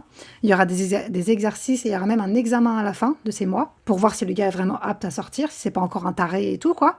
Et une fois dehors, il sera surveillé. D'où mon histoire de boule en début. Ah d'accord, ok. On n'a plus de bracelet électronique, on a cette puce qui peut les surveiller. Exactement. En fait, chaque personne qui a commis un délit, une infraction ou par rapport aux animaux, dès qu'il y a un problème, tout ça est enregistré dans cette boule, donc le gars est comme fiché. Et donc, par la suite, il va être surveillé. Il va être surveillé pendant un minimum 2 ans, cette personne qui sort de prison, pour être sûr qu'il fait pas n'importe quoi. Ok. Et pour le coup, ce sera une surveillance vraiment, là, avec des caméras et tout, c'est une vraie surveillance, quoi. Et s'il part plus en couille, après, on va le laisser un peu tranquille, mais le surveiller de temps en temps, tous les 2-3 ans, pour être sûr qu'il est toujours dans le droit chemin. Parfait. Voilà, moi pour le pénitentiaire, c'est pas mal ça. Je pense que je ferais par contre un système de prison qui isolerait vraiment, genre, ça a du côté positif et négatif ce que je veux dire. Mais j'aime bien le côté un peu Alcatraz ou Azkaban. Tu sais, une prison sur une île quelque part, un peu en mode Fort Boyard. Tu sais, le Fort Boyard à la base quand il a été construit, c'était pour faire une prison sur une île et tout là. Ça a pas été ça à la base, mais bon, bref, ça allait devenir après. On s'en fout. Et genre j'aime bien ce système de prison sur une île. J'ai pas envie que ça devienne une société dans la société comme dans certaines prisons isolées où elle s'auto-régule avec des systèmes de trafic et tout fait par les prisonniers qui ont pris le contrôle, là, c'est pas ce que je veux. Ouais. Mais il y aurait un gros programme aussi de réinsertion et tout en fonction de ce qu'ont fait les gens et tout, proportionnellement à leurs actes. Mais c'est sûr que c'est pas parce que t'as fait une faute dans ta vie que tu mérites d'être fiché. Enfin, d'être fiché, oui, mais pas d'être genre comme que ta vie elle est ruinée, que tu puisses pas en reprendre le cours en fonction de l'acte, tu vois. Bien sûr. Mais par contre, je serais toujours dans la peine proportionnelle, dans mon histoire de peine proportionnelle. Par exemple, t'as vendu de la drogue, et tu irais faire genre comme emploi pour être utile à la société entre-temps, et tu irais en fait t'occuper des personnes droguées et tout, qui doivent se sevrer et tout, tu vois. Ouais, c'est bien. Je pense qu'avoir affaire aux conséquences de ce que tu fais, c'est une bonne chose. C'est vrai, c'est pas bête, ça. Je suis pas bête. Dernier truc, parce que j'avais mis les animaux avec. Ouais. Interdiction de faire des tests sur les animaux, au niveau de la science. Ah, ben je l'ai mis plus tard dans mon économie, je crois. Mais oui, moi, dans mon gouvernement, on ne fait plus de tests sur les animaux non plus. En fait, ici au Canada, il y a un truc que j'aime beaucoup et duquel je me suis inspiré pour remplacer ces tests sur les animaux. C'est que, en fait, ici, on fait des tests sur les humains. Ok, j'avais pensé, ouais. Mais c'est volontaire. C'est-à-dire, en fait, que ici, contre des sommes d'argent, et les gens peuvent se dire, oui, mais ça veut dire qu'on joue encore une fois sur le fait que les pauvres aient besoin d'argent et donc, du coup, genre, ils vont se faire des tests sur eux-mêmes et tout. Enfin, bref, c'est genre profiter de la misère sociale et tout, peu importe. Ouais. Ben, j'en ai rien à foutre. Dans le sens où c'est pour les humains, on veut se guérir nous-mêmes et à vivre plus vieux et tout ce que tu veux, ou guérir de maladies, et ben, genre, je vois pas pourquoi une autre vie, en fait, que la nôtre devrait subir un impact que ça. Exactement. Donc, ça veut dire que pour moi, des prisonniers qui ont fait des trucs trop graves, qu'on peut pas relâcher et tout, et qui méritent vraiment comme qu'on leur fasse des trucs pourris, et ben, par exemple, on pourrait très bien se servir des tests sur eux, ou même, genre, encore une fois, les tests volontaires pour les phases finales où on sait qu'il y a moins de risques. Ouais. Et ben, comme au Canada, on peut comme se faire enrôler dans une étude. Je l'ai déjà fait personnellement. Je me suis fait enrôler dans une étude auquel j'ai souscrit volontairement pour pouvoir tester des médicaments. C'est très contrôlé. Ils surveillent en fait que tu es dans le cas à tester justement pour voir que si le médicament fonctionne, etc. Et donc ça, c'est les phases finales du test du médicament. Ok. Et tu touches une somme d'argent en échange de ça. Donc très safe, même s'il y a des contre-exemples de conséquences, bien sûr. Ah oui, c'est sûr. Il y en a toujours, mais c'est des minorités. Enfin bref, donc on embarquerait sur ce genre de fonctionnement et non plus sur les tests sur les animaux. Là. Et pareil pour tout ce qui est cosmétique et tout. Là. Ah non, mais je suis d'accord. J'avais pensé aussi à utiliser des prisonniers, admettons ceux qui vont mourir, du coup, qui vont se faire tuer, là. Et ben, on peut faire ces tests jusqu'à ce que leur date d'exécution soit mise en place, quoi. Je veux dire, comme ça, ils servent à quelque chose, quoi. Absolument. On rentabilise chez nous. Ouais. Parfait. Ben moi, on embarque sur le système économique. Ouais, ok. Alors, j'ai dit que le premier truc que je mets en place d'un point de vue économie, c'est d'avoir un système bancaire free comme la Suisse pour que les truands du monde entier puissent se servir de mon pays comme un paradis fiscal. Ok. Ce que ça apporte, c'est exactement la même chose qu'en Suisse, en fait. C'est-à-dire que la Suisse, pourquoi elle a une croissance économique qui fait aucun sens et qu'elle a toujours été un pays hyper riche, c'est parce qu'en fait, tous les truands et tout, peu importe, c'est hyper facile de se faire un compte en Suisse. Ouais. Et en fait, ça sert de paradis fiscaux à tous les gens qui ont envie de truander un système d'une façon ou d'une autre. Et donc, genre, sans habiter forcément là, hein. Quand je dis un système bancaire ouvert, c'est des gens des truands et tout, qui continuent d'habiter à l'étranger et tout, mais qui peuvent se faire des comptes chez moi. Ouais, je vois. Comme ça, moi, en fait, je profite de leur argent et de ce que ça brasse, mais ils habitent pas chez moi pour autant. Ok, très bien. Un bon système. Ouais, c'est ça. Donc, système bancaire free. Ensuite, j'ai mis que les politiciens, ils auront un salaire raisonnable, c'est-à-dire un bon salaire, comme une bonne fonction. Mais par contre, que ça atteindrait pas des sommets indécents qui fait qu'ils seraient plus attirés par l'argent que par le métier. Ouais, ok. Et d'ailleurs, je supprime aussi tous les avantages qui, pour moi, ne font pas de sens. C'est-à-dire que pour moi, quand t'as une haute fonction, t'as le droit d'avoir un secrétaire, mais pas 5. Et t'as le droit également, genre, t'as pas, pour moi, un chauffeur, je comprends pas le délire. Par exemple, des pays safe où on voit que les politiques, c'est pas des truands, et eux, ils prennent le métro et les transports en commun sans aucun problème. Ouais. Pareil, vous avez votre voiture comme tout un chacun et vous allez au travail comme vous voulez, comme Taubira en vélo, là. Mais il n'y a pas de question on a un chauffeur privé et tout, ça, c'est des trucs que je cancelle pareil. Ils peuvent avoir un chauffeur privé, mais c'est eux qui le financent, du coup. C'est pas l'État, quoi. Ah oui, non, c'est ça, ah oui, hein, chacun fait comme il veut dans sa vie privée, bien sûr. Mais par contre, en tout cas, c'est pas des avantages de l'État. Ouais. C'est ça. Donc, je garderai comme certains avantages, comme de leur payer des repas ou des choses comme ça, tu vois. Eux encore? Pour moi, disons que, moi là, tu vois, par exemple, pour certaines hautes fonctions dans les sociétés, tes repas en mode repas d'entreprise et tout, ou même quand t'invites quelqu'un à déjeuner au cours d'un repas d'affaires, c'est payé, et ça, je trouve ça normal. Ça veut pas dire que tous tes repas à toi, personnels, sont payés, c'est pas ce que je dis. Okay. Mais dès le moment où t'es dans un cadre de déplacement, ou que c'est un déjeuner d'affaires, etc., et là, t'as une carte, en fait, qui est faite pour que ça puisse être payé par ton travail. Mais tu vas pas payer le cheeseburger de ton fils le soir avec, c'est pas ça. Ouais, d'accord, ok, je vois. Genre, Pierre, donc mon conjoint, il a déjà eu donc des repas payés par la société et tout, et en fait, ça servait à ça. C'est-à-dire qu'il avait un repas dans le cadre d'un déplacement payé, et il pouvait payer des trucs à des employés dans le cadre des trucs d'affaires, mais c'était limité. Ok. Et s'il dépassait et qu'on voyait que l'usage de sa carte faisait pas de sens, on l'interroge sur ses tickets et tout, sur ses reçus qu'il était obligé de garder et de les justifier. Donc, c'est très très contrôlé. D'accord, ok. Oui, parce que derrière tout ça, on imagine que c'est un contrôle sans faille, bien sûr, puisque sinon tu peux en abuser comme tu veux. Ouais, c'est ça. Donc c'est ça, et puis le salaire raisonnable, bah il y aurait plus d'histoire de 12 000 ou de je sais pas combien là, ça serait genre par exemple si tu touches 3 000, Ouais. c'est déjà pas mal pour moi en termes de salaire, 3 000 à 4 000, je trouve que t'es très Ok. très très très bien payé pour une belle fonction, mais il n'y a pas d'histoire de je suis payé 6 000, je suis payé 12 000, je suis payé je sais pas combien là, ça marche pas. Ah ouais, mais c'est pas beaucoup. Non, bah c'est ça. Moi je trouve que c'est un salaire raisonnable, mais en fait c'est ce qu'ils font dans certains pays comme, j'ai pris beaucoup d'exemples pour construire mon gouvernement, genre dans les pays comme la Norvège et tout je crois, et bah c'est pareil en fait, le métier de politique est un métier comme un autre, Mhm. ils prennent les transports et tout ce que tu veux là, et en fait ils ont un salaire raisonnable. La conséquence de ça, c'est que les politiques devient une passion, les gens le font parce qu'ils en ont envie et que c'est un Ok. métier qui les attire, mais ils ne le font pas pour l'argent. Et derrière, en fait, t'as pas d'histoire de politique qu'on fait des parachutes dorés quelque part ou qu'on détournait de l'argent et tout, puisque cet argent, ils n'y ont plus accès. D'accord. Tu vois ce que je veux Ouais, dire? je vois. Donc pour moi, ça évite beaucoup de problèmes de corruption. Voilà. D'ailleurs, pour la corruption, j'y pense maintenant, c'est pareil, hein. Tout acte de corruption, c'est prison, hein. Ah oui, de ouf, Ouais, moi ouais, on aussi. commence pas à faire des trucs chelous, hein. On garde les yeux sur vos comptes. Les gens. Ouais, c'est ça. Alors moi, j'ai pas mis de salaire, enfin, j'ai pas trop pensé à tout ce qui est ministre et tout, j'ai plus pour la population de mon côté. Ok, J'ai mélangé travail et économie. Alors peut-être que tu me rejoindras après sur des points. c'est ma phase suivante. Ouais, voilà, Donc c'est on ça. va pouvoir en Donc parler. j'ai mélangé. Alors moi, au niveau du salaire, j'ai mis un salaire minimum à 2 000 euros net. C'est pour ça que je te disais que toi, ils sont pas cher payés tes ministres, parce que le minimum, c'est 2 000 euros. Ben, moi, c'est dans le cadre où, c'est bête ce que je veux dire, mais la façon dont tu es payé et la hauteur est toujours dépendant du coût de la vie. D'accord. Je vois par exemple ici, les gens au Canada sont pas particulièrement mieux payés qu'en France quand tu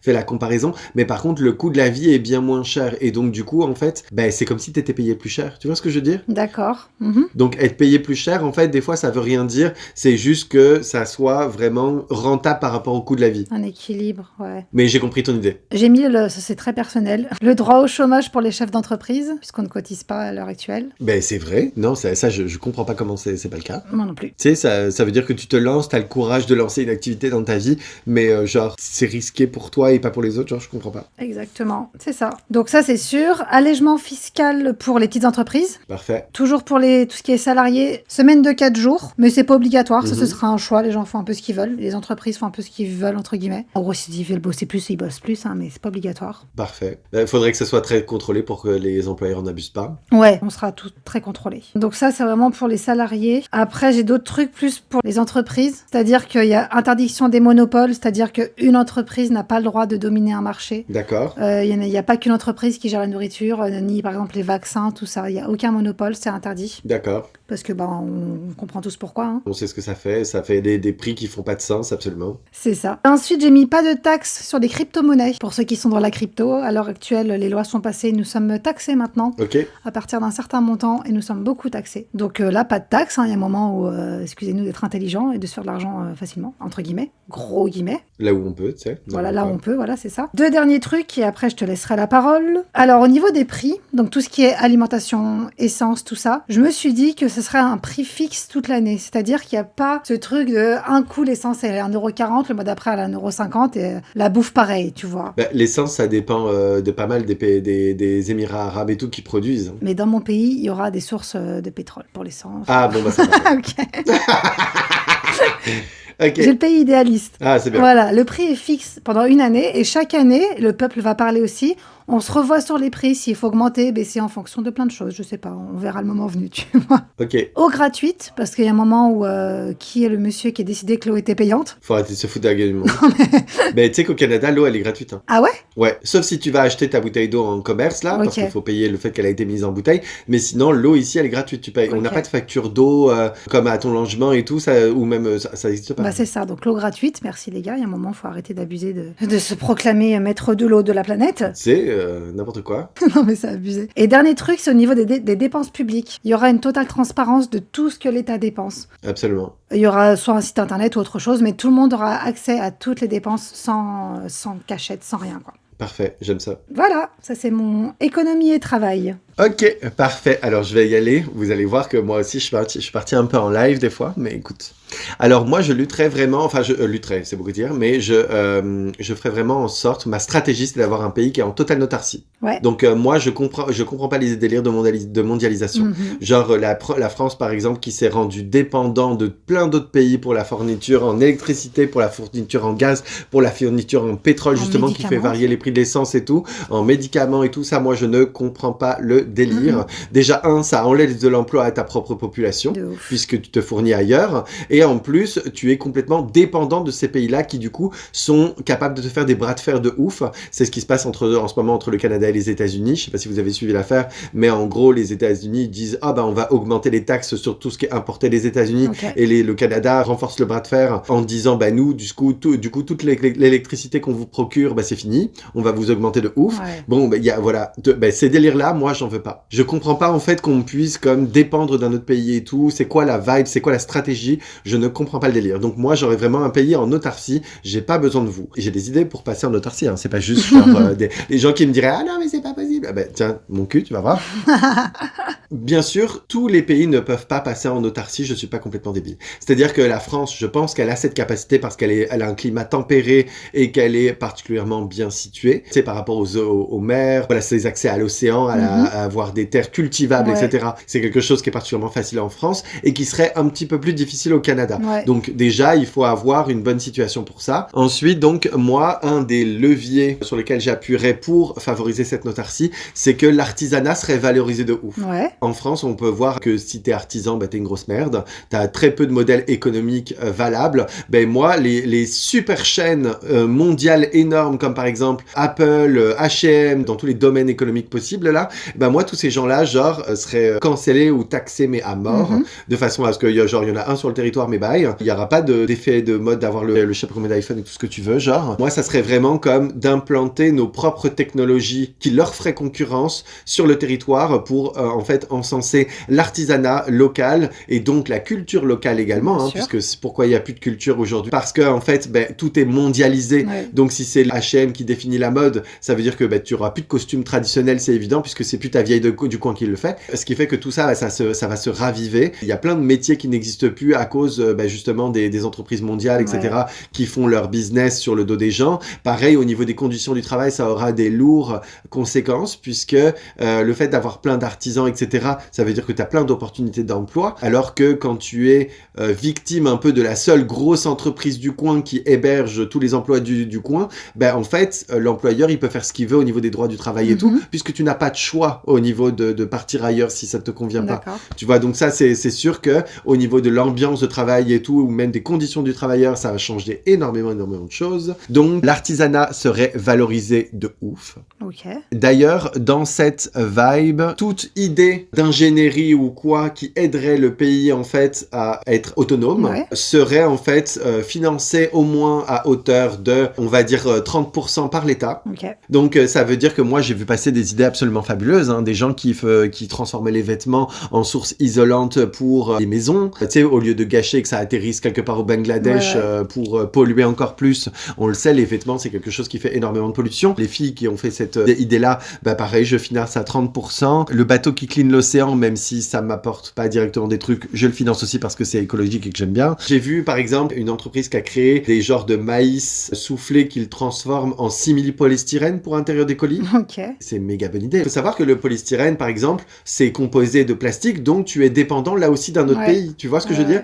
Donc là, pareil, entreprise locale, donc j'ai plus besoin de vous. Ce qui fait que je n'ai plus de bras de fer avec ni les Émirats qui luttent avec le prix de l'essence ou je sais pas quoi. Tu vois, par exemple, on a vu dans un scandale qui avait sévi en France à propos de la classification des aliments. Tu sais, on avait tous envie d'avoir un système de code couleur pour savoir ABCD, si ce qu'on mangeait était ABCD et puis du jaune au vert, enfin du vert au rouge. Absolument. En fait, des firmes américaines, mondiales, de la charcuterie et tout, qui auraient été pénalisées parce que ce qu'ils font, c'est plus gras, et du coup, qui auraient perdu un max de chiffre là-dedans, on pesait dans le game pour faire en sorte que les lois et payer les gens qu'il faut, là, on va se le dire, pour que cette loi ne passe jamais. Et ça, moi, dans mon système, ça serait pas possible, en fait. Puisque, moi, mon pâté ou n'importe quoi, serait fourni par l'artisan du coin. Donc, en fait, finalement, il n'y a pas de grosse entreprise quelque part aux États-Unis qui paie pèserait sur mon truc, tu vois. C'est ça. Donc ça c'est pareil, je cancelle le délire. Les gens ils vont se dire laisse tomber, il cancelle tout. Bah oui, mais bon. Comme l'interdiction de mettre des produits merdiques dans la bouffe et les boissons. Ben oui, non, c'est ça. Donc toutes les ressources seraient produites ou remplacées par quelque chose de viable. Ouais. Là aussi pour que j'ai pas à importer des trucs chelous. Pareil alors là pareil, les gens ils vont être en tabarnak. Tabernacle. L'élevage intensif ne serait plus nécessaire dans mon pays, puisque on régule la population. Vu le fait qu'on régule la population, il y a moins de gens à nourrir, donc forcément, je n'ai plus besoin d'élevage intensif, et je prioriserais par exemple la chasse en parallèle d'un contrôle de la biodiversité qui permettrait de nourrir tout le monde, et donc les animaux par exemple, quand tu chasses, ils ont une chance de vivre leur vie, etc. Quand tu manges ce que tu chasses, tu es en accord avec ton environnement, un peu comme les Premières Nations et tout, nord-américaine. Ça améliore considérablement le respect de la vie en général. Il y a des gens qui sont contre la chasse parce qu'ils aiment les animaux. J'aime les animaux. Pour autant, croyez-moi, si on était beaucoup moins sur Terre et qu'on vivait de la chasse, les animaux, en fait, seraient capables de croître, de vivre, et qu'on respecterait leur cycle de vie. Cycle de reproduction, etc. Absolument. Et du coup, genre, par exemple, quand je suis allé voir des autochtones et tout, ils nous disent, à telle période, on n'a pas le droit de chasser tel animal, et si on a des valeurs, etc., tel animal en dessous de tel âge, on ne le chasse pas non plus. Donc, ça serait hyper comme réglementé, etc. Pour que l'animal puisse non seulement avoir une vie, avoir des chances de s'en sortir, et que nous, on puisse quand même manger en parallèle, ce qui fait que ça alimente aussi tout ce qui est commerce du cuir et de beaucoup de choses, de façon beaucoup plus saine, au lieu d'avoir des entreprises quelque part à l'international qui polluent énormément avec tout ce qui est traitement du cuir intensif, etc. Ça, c'est pareil, je m'en coupe complètement. Ouais, je suis d'accord. La chasse, pour moi, déjà, j'ai écrit la chasse loisir, c'est next. Il n'y a plus de jeux chasse pour le plaisir, quoi. Ah non, mais ça n'existe pas, c'est quoi ça? Des gens qui aiment chasser. Non, pour moi, c'est aimer tuer, c'est pas aimer chasser. Ah oui, quand tu libères des animaux d'une cage pour leur tirer dessus, c'est pas de la chasse. Même pas parler de libération d'une cage, mais juste les gens là qui vont le dimanche buter du lapin. J'imagine qu'ils le mangent derrière, mais c'est juste du loisir en fait. Il y a un moment où t'as pas besoin de le buter, tu vois. Ah oui, c'est ça. Non, la chasse en loisir, ça n'existe voilà, pas. C'est ça. Et puis, pareil, non, mais la chasse en enclos et tout, là, comment vous dire que je vais vous mettre dans... peine proportionnelle, hein, les gens. Moi, je vais vous mettre dans un enclos et vous tirer dessus, vous êtes pas prêts. Ouais, pour moi, la chasse, c'est vraiment une réglementation très stricte, uniquement pour réguler l'espèce, pour les maladies, enfin tous les trucs logiques. Et puis, pour manger, quoi, ouais. Moi, ça vient avec une politique de respect des animaux, c'est-à-dire que, par exemple, il n'y a pas de « Oh, mon fils, il s'est fait assassiner par un loup et tout, je sais pas quoi, parce qu'il était en balade en forêt et tout. » Les enfants, les loups, ça existe. Et si vous vous êtes fait bouffer, vous étiez pas prudent, en fait. Donc, qu'on tire sur un animal par autodéfense parce qu'on n'a pas envie d'être bouffé, c'est une chose. Mais par contre, c'est n'importe quoi quelqu'un a été bouffé par un loup parce que vous n'avez pas été prudent. Donc, on va organiser une énorme battue pour tuer tous les loups de la région. Ça n'existe pas. Et ce qui fait que derrière, la conséquence, c'est comme quand on a remis, je sais pas si vous connaissez le cas, quand on a remis des loups dans les parcs de Yellowstone, ça a régulé la population des herbivores et la vie a repris, la forêt a repoussé, etc. Okay. Parce que les herbivores bouffaient tout et on s'était pas rendu compte, en fait, qu'en éliminant tous les carnivores, ça déréglait tout et c'était pour ça que l'humain derrière devait réguler la population des herbivores. Okay. Et là, en fait, ce n'est plus nécessaire puisqu'on respecte la vie et que les carnivores ont leur place. Donc moi, Jacqueline du 5e arrondissement qui me dit vous verrez quand votre enfant se fera manger. Ta gueule. Tu vas pas en forêt où il y a des animaux qui vivent. Voilà, c'est à toi d'être prudente. C'est pas à la vie de s'adapter à tes habitudes de campagnard. Là. C'est n'importe quoi. Et puis protection des habitats naturels des animaux. Voilà. Moi, ils seront protégés de mon côté en tout cas. Je te jure. Après, il peut y avoir un système de cartographie où on sait qu'à tel endroit il y a tel animal, faut pas y aller, c'est tout. Si tu y vas, tu meurs. Écoute. Après, la cartographie, c'est dur. Un ours qui fait dans les 5000 km par jour pour sa balade matinale, tu vas le cartographier comment? Il y aura des scientifiques, des machins qui sont leur métier, quoi. Ils vont cartographier un petit peu la vie des espèces et tout ça. On lui met une puce et on le rejoint à la boule. Alors, qu'est-ce qu'il fait, l'ours, aujourd'hui? En même temps, c'est ce qu'ils font un peu pour avoir un suivi des animaux. Ils leur mettent bien des puces électroniques. Oui, absolument. Ils ont des balises et tout. Oui, tout à fait. Enfin, voilà. C'était la partie animale. Moi, je laisse un peu la nature reprendre ses droits. Tu sais, c'est ce qui existe au Canada. Hein. Genre, la chasse existe. Bon, la chasse au loisir aussi, malheureusement. Ouais. Mais par contre, c'est très, très régulé. Et puis, surtout, il y a des zones entières, mais les 3/4 du pays, hein, c'est très, très intense. Des forêts énormes et et tout, où tu croises des élans, des ours et tout, c'est ta faute. Hein. T'as intérêt de partir avec ton fake news spray anti-ours parce que t'as le droit d'aller te balader, y a pas de problème, mais tu t'es fait buter par un ours, c'est ta faute, c'est pas la faute de l'ours. Et on va pas aller faire des campagnes, je sais pas quoi, pour éliminer tous les ours du coin parce que Teddy avec sa maman ont pas été prudents, tu vois. Donc non, ça marche pas. Je suis d'accord. Ensuite, j'ai pas dit dans mes idées pour favoriser l'entrepreneuriat et l'artisanat que quand vous avez une idée qu'elle est vraiment très bonne, encore une fois, elle encourage l'autarcie du pays. Au-delà de financer à 30%, et le gouvernement fait une proposition d'être actionnaire de la société. D'accord. Ok. Donc de continuer sur la durée, au-delà des aides, à financer et à en être une partie propriétaire pour en avoir le contrôle, parce que si quelqu'un a une super idée et qui a une influence directe sur le pays, j'ai pas envie d'en être coupé du jour au lendemain. Tu vois ce que je veux dire? J'ai envie d'avoir un minimum de contrôle dessus. Donc, c'est ça. Alternative vert priorisée sur pas mal de choses, comme par exemple, les pesticides, ça n'existe plus. Ouais. Il y a plein de contrées de Chine, par exemple, qui utilisent des petits canards pour bouffer les insectes dans les rizières. On fait pareil, on prend des petits canards. Voilà. Je suis d'accord. Ensuite, j'avais des exemples dans les choses que voudrais être actionnaire. Comme par exemple, il y avait un ingénieur qui avait dit qu'on pourrait alimenter en électricité tout Paris juste avec le mouvement hydraulique des écluses. Et lui, je le finance à 30% et je suis actionnaire de son truc. Okay. Tu vois ce que je veux dire? Ouais. Il y a plein de trucs en fait comme ça à mettre en place. Pareil, au niveau de le financement en électricité pour être complètement autonome. Les déjections, il y a plein de pays qui savent pas quoi faire de leur caca et tout. Ils foutent ça dans les océans et tout. Et moi, je fais comme, il me semble que c'est le Zotoirie qui rentabilise les déjections des animaux en fabriquant de l'électricité avec du méthane et tout. Ok. Pareil, je fais ce genre d'usine à caca et puis ça m'aide à être autonome, tout simplement. Non, mais je suis d'accord. Les énergies renouvelables, tout ça, là. De ouf. Interdiction du plastique non recyclable, moi je notais. Pour tout ce qui est plastique, t'en as parlé un peu. Ça, moi, en fait, ça va dans ma politique de me couper, en fait, de toute la fabrication des autres pays et tout. Moi, le plastique, clairement, je vais m'en couper et trouver des alternatives. Comme par exemple, il y avait quelqu'un qui disait qu'il avait trouvé une matière similaire au plastique, mais qui se dissout dans l'eau, etc. Ça, je priorise. Et puis, pour l'eau, puisque si ça se dissout dans l'eau, tu peux pas conduire de l'eau, et je prends du verre, tout simplement. Et puis, d'ailleurs, du coup, j'aurai des métiers qui n'existent plus, comme des souffleurs de verre et tout, c'est évident. Oh, ça existe encore, mais très peu utile. Très rare. Absolument. Ok. Pareil, donc je sais que quand la population, quand on leur laisse le choix, par exemple, d'être écolo ou pas, ils prennent le ou pas. Ouais. Genre, par exemple, si tu dis, on arrête les sacs plastiques, il y aura toujours les boomers là qui font, moi, le plastique, je comprends pas pourquoi on arrête, c'est vraiment trop bien, nanana. Ça c'est fini, puisque les normes et les exigences en termes d'écologie seront imposées et réglementées et pénalisées s'il le faut. Il y aura plus d'histoire de, on fait une transition pour que les gens puissent s'adapter, puis c'est au choix de chacun et tout, je sais pas quoi, ça n'existe plus. Tu sais, moi je me rappelle d'une époque où dans les HLM où je vivais quand on était enfant, on avait des poubelles comme ça directement dans les appartements qui menaient à des containers et tout. Tu sais, c'est même pas des containers qui étaient dehors comme aujourd'hui, c'est vraiment comme des poubelles et tout, direct dans les apparts et tout, qui menaient avec des conduits et tout. Je trouvais ça hyper smart. Ouais, je vois. Moi, genre, ça fonctionnerait comme ça, avec ce que tu as le droit de mettre dans l'une et dans l'autre. Et si clairement tu mets des trucs où tu te trompes, etc., t'as une pénalité. Comme ça, tu vas éduquer tes fucking gamins à faire pareil. Et puis, si à la force de payer des amendes, vous allez arrêter vos conneries, genre. Du coup, il n'y aurait pas de poubelles alors, dans les appartements? De poubelles physiques comme on en connaît. C'est trop bien ça, du coup. Ah oui, tout à fait, ouais. Et puis, on se servrait du coup des productions en termes d'alimentaire et tout, de restes alimentaires et tout, pour faire alimenter tout ce qui est compost et tout. Donc, ça, c'est pareil, à l'échelle de la ville, on s'en servrait tout simplement. Et potentiellement sur des trucs communautaires où on reverserait ça aux gens sur les productions qui ont été faites et tout. Ok.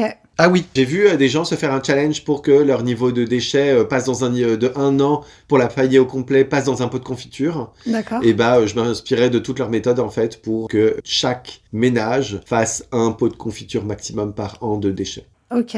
Waouh, je vois pas comment on pourrait faire ça, mais ok. Mais eux, ils y sont arrivés, donc on va y arriver. C'est ça qui se passe. Voilà pour mon modèle économique. Ouais, c'est pareil. Écologie, environnement, j'ai plus rien à dire de spécial. Finalement, je suis quelqu'un de très vert. Bon, très dictature, mais très vert. Oui, non, mais bon. Dictature, pourquoi?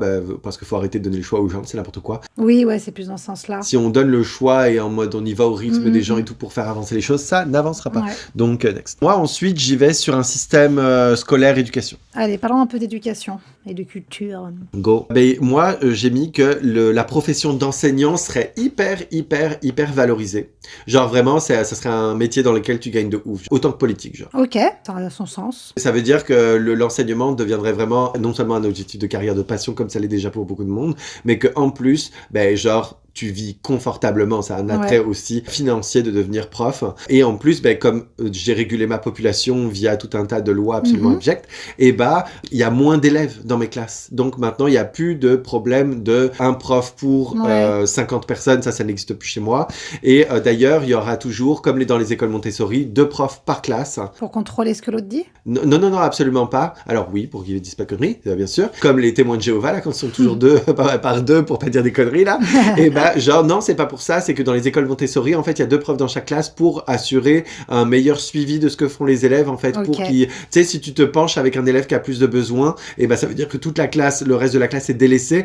Non, il y a le deuxième prof qui est là pour assurer. Ok, très bien. Donc, prof hyper valorisé et 2 par classe minimum et avec des élèves réduits pour avoir un meilleur suivi avec les enfants. Ouais. Qu'est-ce que t'en penses? Ouais, j'avais pas pensé à ça, mais c'est très bien. T'as vu? Ouais, j'ai mis école obligatoire et gratuite à partir de 3 ans et jusqu'à 17 ans. C'est drôle parce que dans mon système à moi, je serais pour l'école obligatoire parce que j'aurais envie que ça soit cadré et tout. Bah oui. Mais pour autant, moi, dans ma vie, si j'avais des enfants, je refuserais qu'ils soient à l'école. Genre. Ouais, je vois. C'est une contradiction personnelle que j'amène, hein, mais quand je vois que le système scolaire aujourd'hui me convient pas du tout, c'est pour ça en fait que moi j'irais leur faire un gros fuck. Ouais, mais là c'est ton propre pays, donc du coup, tout irait bien. Ah oui, absolument. J'amenais cette contradiction pour alimenter le débat et pas juste faire une conversation plate où on énumère des trucs. Ouais, je suis d'accord. Mais voilà, c'est sûr que moi personnellement, évidemment, tout le monde serait grave ravi de mon système scolaire, donc personne n'aurait envie de faire ça.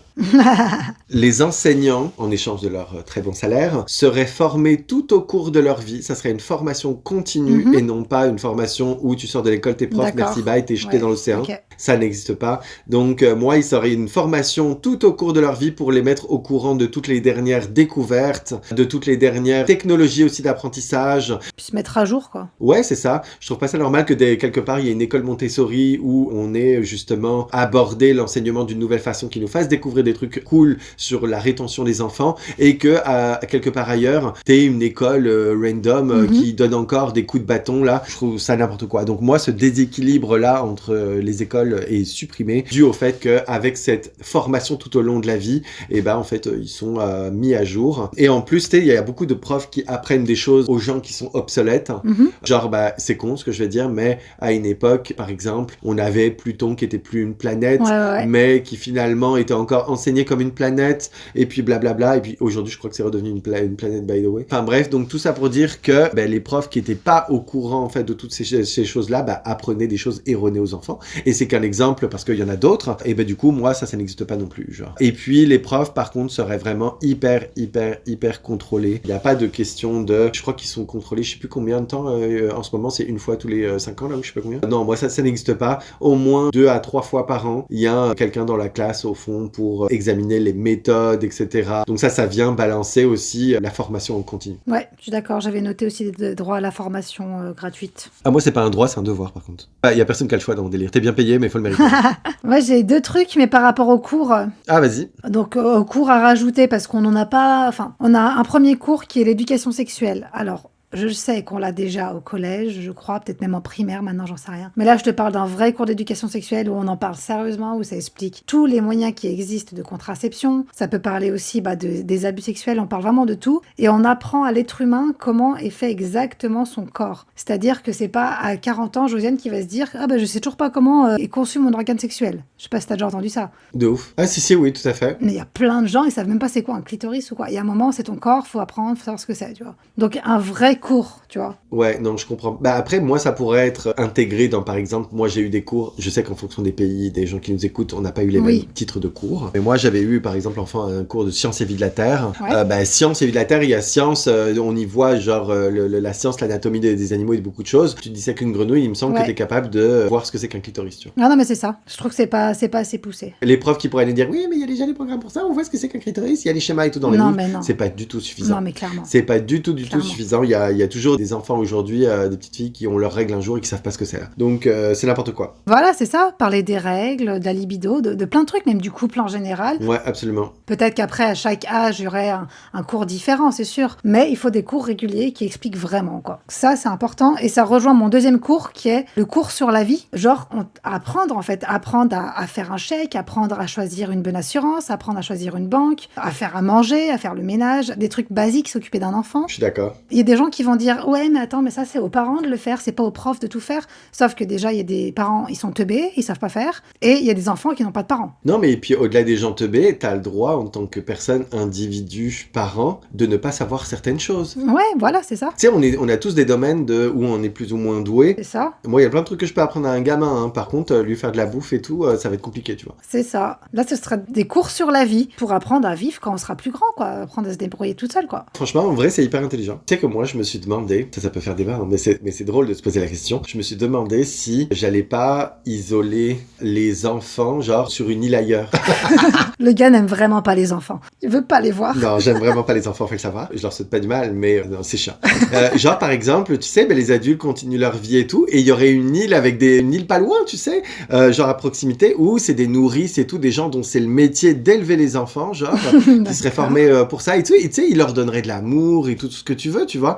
Après, ça devient des nouveaux adultes, tu vois ce que je veux dire? Ouais, d'accord. Comme ça, les gens, ils peuvent continuer leur vie, avoir des objectifs de carrière et tout ce que tu veux, sans forcément avoir sale gamin dans les pattes. Ouais, mais après, s'ils font l'enfant, c'est qu'ils le veulent aussi. Ah, ça c'est une question, tu sais. En tout cas, dans mon pays, c'est qu'ils le veulent, sinon ils n'ont pas le droit. J'ai pas dit que je le mettrais dans mon pays, je me pose encore la question à quel point ça pourrait être intéressant, mais en tout cas, il y aurait cette île des enfants et de l'éducation quelque part. Ok. L'idée est amusante. Il y avait des études, tu sais, qui prouvaient que coupé d'amour et tout, un enfant ne peut pas se développer, oui. Et c'est très vrai, mais là, il y aurait des gens pour leur donner de l'amour et tout, tu vois, ça veut pas dire que ça serait... C'est pas leurs parents, tu vois. Mais on s'en branle. Bah non, c'est différent. Genre, tu crois que les enfants adoptés sont pas heureux? Ah! Je t'ai posé une colle. Oui, mais ils seraient avec des parents, ils seraient pas avec une nourrice. Là, ils seraient avec une nourrice, c'est leur métier. Non, mais on peut faire évoluer le poste. On peut faire évoluer le poste de nourrice. Genre, quand tu regardes dans la royauté et tout, les gamins n'étaient pas élevés par leurs parents, ils étaient élevés par des nourrices. Hein. Ouais, mais c'est triste. Mais pourquoi c'est triste? La nourrice, elle est très gentille.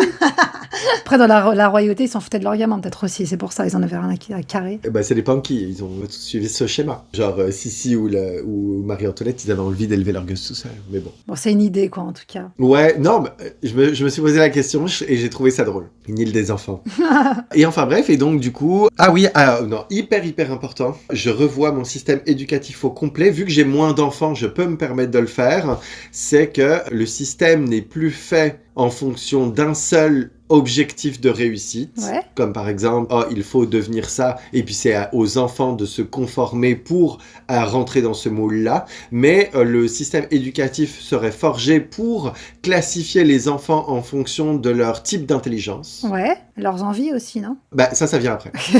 Mais c'est pris en compte, mais après. Parce que quand t'es enfant, t'as 7 ans, t'as pas d'envie. Genre, faut arrêter de demander aux gens à 7 ans ce que tu veux faire dans la vie. Ils ont des idées, c'est évident, mais à 7 ans, en général, ils veulent plus devenir princesse qu'autre chose, tu vois. Ouais. Tout ça pour dire que je dis pas que c'est pas pris en compte, mais plus tard. Ce serait comme dans le film Divergente. Ils sont classifiés par rapport justement à leur, comme tu dis, leur intelligence, entre guillemets. C'est un peu ça. Et en fait, actuellement, n'importe qui peut se connecter sur Internet et voir son type d'intelligence avec un test, tu savais. Et en fait, c'est hyper intéressant parce que ça t'aide à te choisir tes activités ou même une méthode d'éducation. Parce qu'on faut, par exemple, si t'es plus analytique comme personne, prendre des notes, ça te suffit. Alors que si t'es plus créatif comme personne, et là, tu vas avoir besoin de répétition dans l'enseignement. Tu vois ce que je veux dire? C'est très malin. Et tu vas apprendre bien plus par la pratique que par la théorie. Et donc, en fait, en fonction de leur type d'intelligence, on adapterait la méthode d'éducation pour que les choses puissent être retenues plus facilement.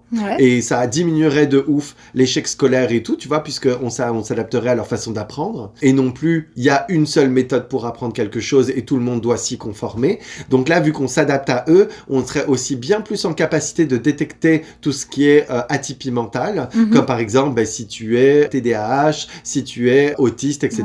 On serait bien plus rapidement en capacité, encore plus avec ces 2 profs par salle, de détecter en fait une atypie cérébrale, voilà, de s'y adapter et de fournir à l'enfant une façon de s'intégrer plus facilement à la société, de trouver un métier, de savoir comment lui fonctionne et de s'y adapter pour lui fournir à lui et à chaque élève une façon en fait de pouvoir accrue en fait de pouvoir être heureux dans la vie, de pas se sentir bête et tout, parce que je trouve que le système actuel, si t'arrives pas à retenir toutes ces merdes, en fait t'es direct comme qualifié comme débile.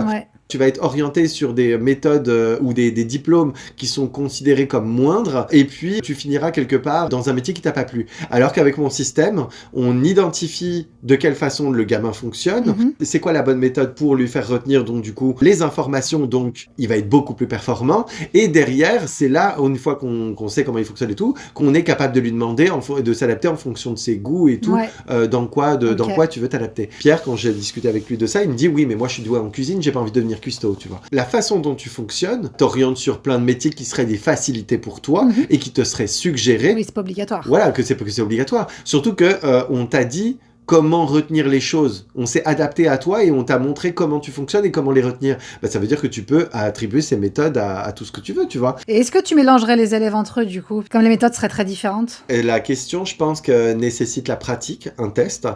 Est-ce que 2 profs suffiraient, qui seraient formés pour ça, pour cette méthode différente d'éducation et les différents profils d'élèves? Est-ce que ça suffirait d'avoir 2 profs et tout, et qu'elles soient formées pour ça, pour pouvoir mettre ça en pratique dans des classes mélangées? Ou est-ce qu'on les sépare? Il n'y a aucun des 2 schémas qui me pose problème, alors tout me va bien. Je trouve que le problème de la séparation, c'est que du coup, on isole vachement 2 potentiels différents et il n'y a pas ce mélange entre 2 élèves, entre guillemets, pour échanger des idées, des manières de faire, machin. Et du coup, ça bloque un peu l'évolution de l'enfant, peut-être, tu vois. Oui et non, puisque il y a aussi le fait qu'un enfant qui se retrouverait entouré de personnes qui fonctionnent comme lui, ben déjà se sentirait moins coupable, moins culpabilisé et tout. Et puis, ben, en fait, je pense que justement, ça peut stimuler l'apprentissage, l'imagination et beaucoup de choses plus rapides, d'avoir en fait des gens autour de toi qui fonctionnent comme toi. Et il y a une variable qu'il faut prendre en compte, c'est la personnalité. C'est pas parce que tu as quelqu'un qui fonctionne comme toi qu'il a la même personnalité que toi. C'est vrai. Mais oui, c'est sûr que ça donnerait des genres de castes et tout. Et puis tu sais, genre après il y a la vie personnelle. Ça veut pas dire que tu peux pas sortir avec quelqu'un qui a eu une éducation qui est pas comme la tienne. Tu vois ce que je veux dire? Dans la cour de récréation, ils peuvent aussi se rencontrer. Absolument, tout à fait, se rencontrer, se mélanger et tout, tu vois. Donc non, franchement, en vrai, voilà, ça c'est mon système éducatif. Ok. Moi, j'avais juste un dernier point sur la culture. Une fois par an, ça dure 1 mois, le truc. Chaque citoyen doit participer à une action caritative, peu importe laquelle. Pareil, ce sera contrôlé via la boule. Ok. La fameuse. La boule, moi, c'est devenu iconique dans ma vie déjà. La vidéo n'est pas finie d'être enregistrée. La boule, c'est un phénomène. J'adore. En tout cas, voilà, c'est que sur une journée, hein, c'est pas tout le mois. C'est juste qu'on laisse 1 mois pour que tout le monde ait le temps de faire avec sa vie, quoi. Mais voilà, 1 fois par an, c'est obligatoire. C'est pour inculquer des valeurs, aider les autres, faire avancer le pays. Voilà, c'est la base, quoi. Ok. J'ai intégré autre chose que j'ai pas dit, c'est que l'école, c'est que le matin. Ah oui, ça, je suis d'accord. L'après-midi, c'est comme le système en Allemagne, à savoir, auquel j'ai pu assister moi-même puisque j'y ai passé un peu de temps. C'est très, très productif. Ouais, clairement. Les enfants ont l'école le matin et l'après-midi, c'est attribué à des activités qui seraient obligatoires pour que ça soit contrôlé et qu'ils soient pas en train de juste d'en profiter pour chiller quelque part. Ouais, le sport ou l'art ou un truc comme ça, quoi. Ouais, absolument, tout à fait. Sachant que dans ces activités, le gouvernement impose, en la personne que je représente, une activité de combat. Ouais, je suis d'accord, ok. Parce que pour moi, je comprends pas qu'en 2024, les gens ne savent pas se défendre, que tu puisses être agressé dans la rue comme ça. Ça veut pas dire que si tu te fais agresser, tu seras capable de réagir parce que tu peux tétaniser beaucoup de choses, mais on va augmenter tes chances, Killy Girl, de pas te faire agresser et tout. Et donc, genre, moi, l'intégralité de ma population est formée au Krav Maga. Ouais, des bases de survie, quoi, en fait, en cas, peu importe ce qui se passe, quoi. Ouais, absolument, tout à fait. C'est ça. Voilà, un sport de combat d'imposer là-dedans, mais sinon, l'après-midi entière pour tous les élèves de consacrer à une activité, donc sportive, artistique, etc. Ouais, je suis d'accord avec toi. Putain, les gens, chez moi, ils vont être heureux, par contre. Hein. Ils ont des enfants limités, mais les enfants sont heureux. Ils sont heureux sur une autre île. Absolument. Sur l'île des prisonniers. Allez hop. sur l'île des enfants. Donc ça, voilà, ça clôture tout mon système d'éducation. Est-ce que tu avais quelque chose à rajouter là-dessus? Non, l'éducation, non. Si Macron, il m'écoute, j'ai peur de l'inspirer, par contre. J'ai un petit bout sur la santé et le bien-être. Je sais pas si tu l'as déjà parlé ou si c'est un truc vraiment à part. Ok, ben moi, j'ai une petite catégorie sujets divers dans lequel j'ai 4 points qui auraient pu être liés à d'autres, mais enfin, voilà. Ok, vas-y. Un système de santé comme celui du Canada et pas comme celui de la France. La nuance entre les deux, c'est que si tu es canadien, tu peux te faire soigner, etc., et que tu as une couverture santé et tout. Par contre, on soigne pas, je sais pas quel émirat arabe qui viendrait se refaire faire toutes les dents et qui repart sans payer sa facture dans son pays, là. D'accord. Donc, moi, on soigne pas les gens qui viennent d'ailleurs. Ok. Le Canada, par exemple, pour y mettre les pieds, t'es obligé d'avoir une assurance santé qui va te couvrir au cas où il t'arrive un truc pour que tu puisses être soigné dans le pays. Ouais. T'es pas genre laissé sans rien. Ouais. Et c'est le pays qui s'assure que tu as une couverture de ton côté que tu payes pour que le soignant puisse être payé par tes soins, par ton assurance, et que tu sois pas laissé sans rien. Le pays s'en assure. Mais par contre, c'est pas le pays qui débourse pour ça. Et moi, genre, ça, la France, le fait qu'elle soigne absolument toute l'humanité là, gratuitement et tout, ça c'est quelque chose que je ne comprends pas. Il y a beaucoup de gens qui critiquent les systèmes étrangers. Tu sais, à chaque fois qu'on parle à un Français qui va s'expatrier quelque part, toujours l'argument numéro 1, ça va être le système de santé. Oui.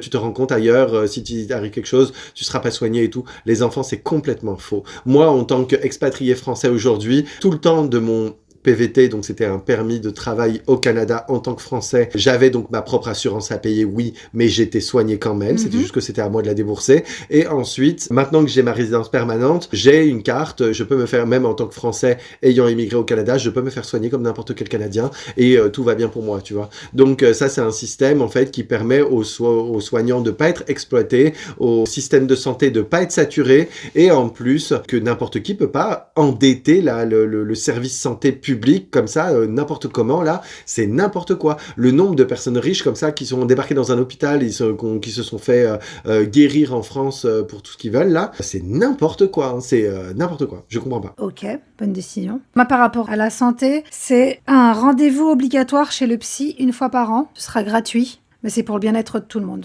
C'est pour le bien-être de tout le monde. Voilà. Les enfants, vous en avez besoin.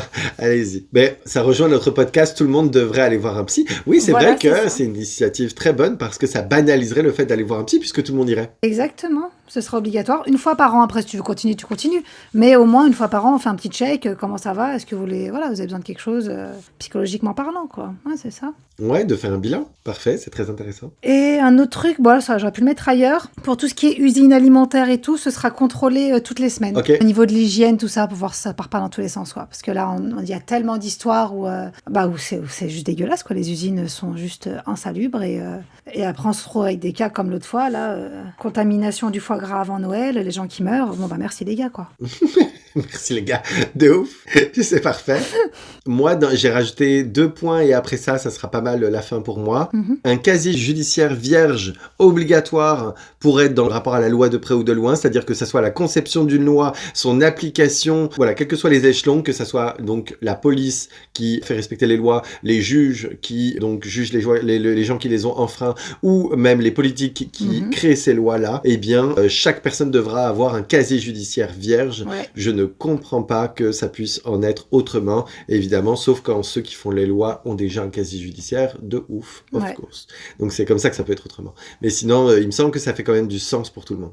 Ouais, je suis d'accord. Et la dernière mesure qui clora mon programme, qui vous a inspiré, j'en suis sûr, et qui va vous amuser, c'est 1 an de service à la clientèle obligatoire dans la vie. C'est-à-dire que pour moi, tu dois avoir travaillé dans un magasin, dans du service à la clientèle, au moins 1 an par personne. Ok. Je pense que ça va diminuer drastiquement le nombre de connards et de Karen qui se ramènent. Et en fait, la politesse, tout simplement, de se dire, tu sais, les gens qui se ramènent, qui ont des interactions entre eux, pas polies, qui jugent directement que la personne en face doit être capable d'assouvir ou d'accomplir l'intégralité de tout ce qu'ils veulent. Et pas que dans le service à la clientèle, tu sais, genre, on a cette notion même par rapport, tu vois dans les guerres de voisins, les gens, ils ont l'impression, tu sais, les émissions débiles de guerre de voisins là, et on a l'impression que ils estiment que leur voisin est en capacité de réaliser l'intégralité de tous leurs souhaits de faire moins de bruit, de n'importe quoi, alors que le mec, s'il est dans l'excès, oui c'est chiant, mais qu'il l'est même pas, des fois il l'est même pas dans l'excès, c'est juste qu'une fois par an, il fait une soirée, c'est le jour de l'an,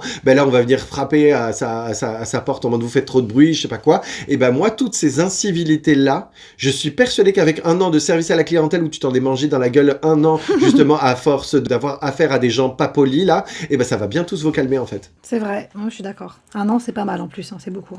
Des fois quelques mois ça suffit pour comprendre. Ouais quand même. Pierre il me disait, quand j'ai débattu avec lui de cette idée-là, il me disait oui mais les gens ils oublient. Genre, ils vont faire leur 1 an et puis 3 ans plus tard, ils ont oublié qu'ils ont fait ça. Oui, mais il y aura des punitions après. Il y a des gens qui oublient, c'est sûr, mais il y a des gens à qui ça va quand même marquer. Je pense que j'aurai une population un petit peu plus polie. Ok. Après, t'as plus rien du tout? En fait, j'étais en train de réfléchir en live et je me disais si j'avais rien dit pour les religions. Alors, c'est drôle parce que j'ai longtemps été sur aucun signe de religion ostentatoire comme en France. Et je trouvais ça normal, en fait, parce que la religion, c'est quelque chose de personnel. Je comprends pas qu'on l'impose aux autres. d'autres, genre entre guillemets. Mais d'un autre côté, maintenant que je suis au Canada et que c'est quelque chose sur lequel il y a zéro réglementation, même au travail et tout le monde fait l'intégralité de tout ce qu'ils veulent. S'ils ont envie de porter des croix, des hijabs, tout ce que tu veux, ils font ce qu'ils veulent. Et franchement, en vrai, ça m'a vraiment libéré de beaucoup de sujets en arrivant ici parce que ce n'était plus un sujet politisé qu'on te rabâche à longueur d'année et tout et dont on a marre d'entendre. Ouais. Et ici, tout le monde fait ce qu'il veut. Et en fait, finalement, c'est ça un peu la clé de la liberté, la clé de la tranquillité sur ce sujet. Tout le monde fait ce qu'il veut et j'en ai rien à foutre. Ok, Voilà. ça me va aussi. Alors moi, j'avais juste un dernier point sur l'immigration. T'en as déjà un petit peu parlé. Alors, je ne suis pas contre l'immigration. Par contre, si tu veux venir dans mon pays, il faut me dire déjà pourquoi tu viens. Pour quelle raison? Faut me préciser pourquoi. Il y a quand même un contrôle d'entrée. Comme aux États-Unis. Ouais, j'accepte l'immigration pour tout ce qui est réfugiés de guerre, tout ça. Mais pareil, il y a un quota qu'il faut pas dépasser. Et c'est un statut temporaire. C'est-à-dire qu'au bout d'un moment, il va falloir partir. Et si vous venez dans le pays à cause de guerre ou quoi, faut s'intégrer au pays. Donc, faut travailler, faut faire plein de choses pour s'intégrer au pays. On n'est pas juste là en mode miskin, on vous protège, tu vois. Donc, il y a ça. Tous ceux qui veulent entrer dans le pays, il y aura des cours obligatoires de langue et de culture du pays. C'est un petit peu comme au Canada, au niveau de la culture. Ouais, absolument, tout à fait, ouais. On a un examen de français au Québec, là. C'est ça. Et là, c'est pareil, obligation de parler la langue, sinon ça dégage. Et puis un petit examen au niveau de la culture. Ensuite, au niveau des immigrés, chaque immigrant, je sais pas trop comment on dit, immigré ou immigrant, aura une sorte de mentor pendant au moins 6 mois. Et c'est un mentor qui va le surveiller et qui surveille aussi via la boule, la fameuse boule qui revient. La fameuse boule. La boule. Le système de mentorat, je trouve ça très intéressant. Ouais, voilà, c'est une sorte de mentor pour voir qu'est-ce que fait cette personne. Ouais, c'est ça. Parrainage. Voilà, c'est ça. Est-ce qu'elle fait quelque chose? Est-ce qu'elle a trouvé un travail? Est-ce que machin? Voir où elle en est dans sa vie. Donc ça, c'est obligatoire d'être surveillée pendant un certain temps. Et dernier point, c'est que après 3 ans de résidence permanente dans ce pays, donc si ça fait 3 ans que tu es dans mon pays, tu peux faire une demande d'être officiellement citoyen de ce pays. Et c'est pareil, il y aura des conditions. Donc conditions de casier vierge, faut que tu travailles. C'est tout. Casier vierge, travail, être dans ce pays, quoi. Le faire tourner.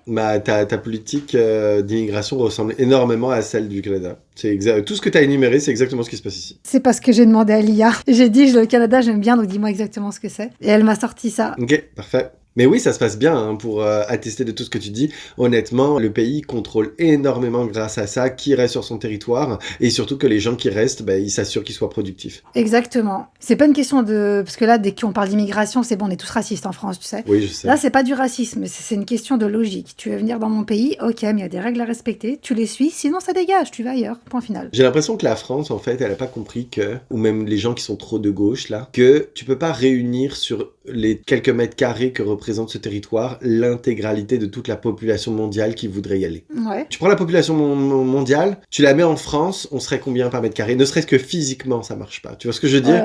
Avant même de parler de la gestion de tout ce monde-là, physiquement déjà ça marche pas. Donc on fait quoi? Et les gens, tu leur dis ça en mode ouais, du coup on fait quoi? On les repousse dans l'océan et tout sur leur bateau et tout là. Mais donc l'autre solution, c'est qu'on s'agglutine tous là et on attend de voir comment, c'est quoi le point de rupture et comment ça va pas fonctionner. Non, que les pays veulent se réguler, c'est normal, tu vois. C'est une régulation qui se fera entre chaque pays. Voilà, chaque pays peut accueillir tant de personnes. Ouais. Et puis chacun aura ses règles. C'est une organisation internationale. Voilà, on s'organise tous. Puis voilà, il n'y a pas un seul pays qui doit tout récupérer, tout le monde. Sinon, t'es traité de raciste. Il y a un moment, ça va, quoi. Non, mais de toute façon, genre, rien qu'avec ma politique des enfants et tout, je pense qu'il y a plein de monde qui voudront pas venir chez moi. Là. J'avoue. Et puis sinon, on créera une île comme pour les enfants et les prisonniers et on met tous les immigrés dessus. Et ils refont leur propre pays. Ouais, il me semble que c'est pas mal l'histoire des dom-toms françaises, non? Ouais, bon, on fait comme on peut. Ouais, bref. Voilà, c'était la petite partie immigration. Je vais pas trop m'étaler là-dessus parce que j'ai pas grand-chose à dire. Non, c'est ça, vraiment. Moi, c'est pareil, j'aurais une politique d'immigration. C'est effectivement celle du Canada qui me convient vraiment beaucoup. J'ai jamais compris que les gens qui acceptent tout et n'importe qui, sans comprendre que démographiquement, genre, ou même physiquement, ça passe pas. Mais non, je suis pas contre l'immigration, par exemple. Les gens, ils viennent, ils payent leurs impôts, ils sont d'accord avec les lois que t'as décrétées dans ton pays. Bon, tout est bon, tu vois. Exactement. Au contraire, genre, j'ai même un certain attrait pour l'immigration contrôlée et tout parce que le brassage génétique c'est quand même important pour moi. J'ai pas envie de finir sur 5 générations avec déjà que des consanguins là. La moitié de la population qui aura des tares génétiques chelous là. Donc non, ça non, puis même pour les études, certains pays proposent des études plus poussées. Les études, je parle pour les élèves. Par exemple, je prends l'exemple, je sais pas, la médecine. Certains pays auront des techniques bien plus poussées en médecine que d'autres et c'est hyper important de pouvoir naviguer et d'apprendre d'autres pratiques dans d'autres pays. Non, c'est vrai. Voilà, je crois qu'on a fait le tour. Absolument. Je sais pas ce que vous pensez de nos lois, de tout ça. Est-ce qu'on est un peu fou? Est-ce qu'il y a des choses qui sont possibles ou pas? Moi, j'ai déjà eu des débats avec des gens où j'exposais des idées, ils étaient comme en mode ça marchera pas. Pas en mode ça marchera pas, on ne croit pas que ça va fonctionner. Ça marchera pas en mode non mais ça se voit que tu sais pas comment ça fonctionne parce que un système comme ça, c'est pas possible de le mettre en place et je sais pas quoi et tout. Un jour tu comprendras, je sais pas quoi, des gens qui te prennent de haut là. Alors que moi je pense que sincèrement tout est possible. En tout cas oui, partagez-nous vos idées. Qu'est-ce que vous pensez de ma gestion démographique, de mes avortements forcés, de mon île des enfants?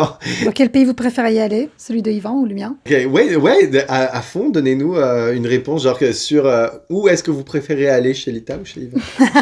En vrai, les deux se valent, et puis il y en a plusieurs points qui se rejoignent aussi. Oui. C'est plus sur les enfants qu'on est assez divisés. Pour le reste, on se rejoint vachement. Non, ouais, c'est ça. Est-ce qu'il y a des problèmes dans mon système et tout? Oui, à fond. Genre, moi, ce que je me dis, c'est que avoir moins de population, ça signifie aussi, tu sais, un jour, quelqu'un veut t'envahir, t'as personne pour te défendre, c'est un peu chiant. Ouais. Mais d'un autre côté, genre, les gens, c'est pas de la chair à canon non plus. Ouais. Enfin, tout ça pour dire que, donnez-nous votre avis. Est-ce que vous avez, genre, d'autres lois ou détails qui seraient importants pour vous dans votre propre système, dont on n'aurait pas parlé, ou des sujets qu'on a complètement survolés parce que ça nous intéressait moins? Si on n'est pas touché, on n'y pense pas. Ou Ouais, c'est ça, on n'est pas touché, on n'est pas concerné par ces trucs-là, donc du coup, voilà. Évidemment, il y a plein de choses qu'on n'a pas dites, parce que c'est qu'un podcast. Oui, on refait pas le monde. On est passé de façon très superficielle, mais en tout cas, voilà, n'hésitez pas à épiloguer sur vos valeurs, on sera curieux de les entendre. C'est ça, et à investir dans nos prochaines campagnes pour devenir président. Tout à fait. On se retrouve donc la semaine prochaine avec notre prochain sujet qui est si on avait un super pouvoir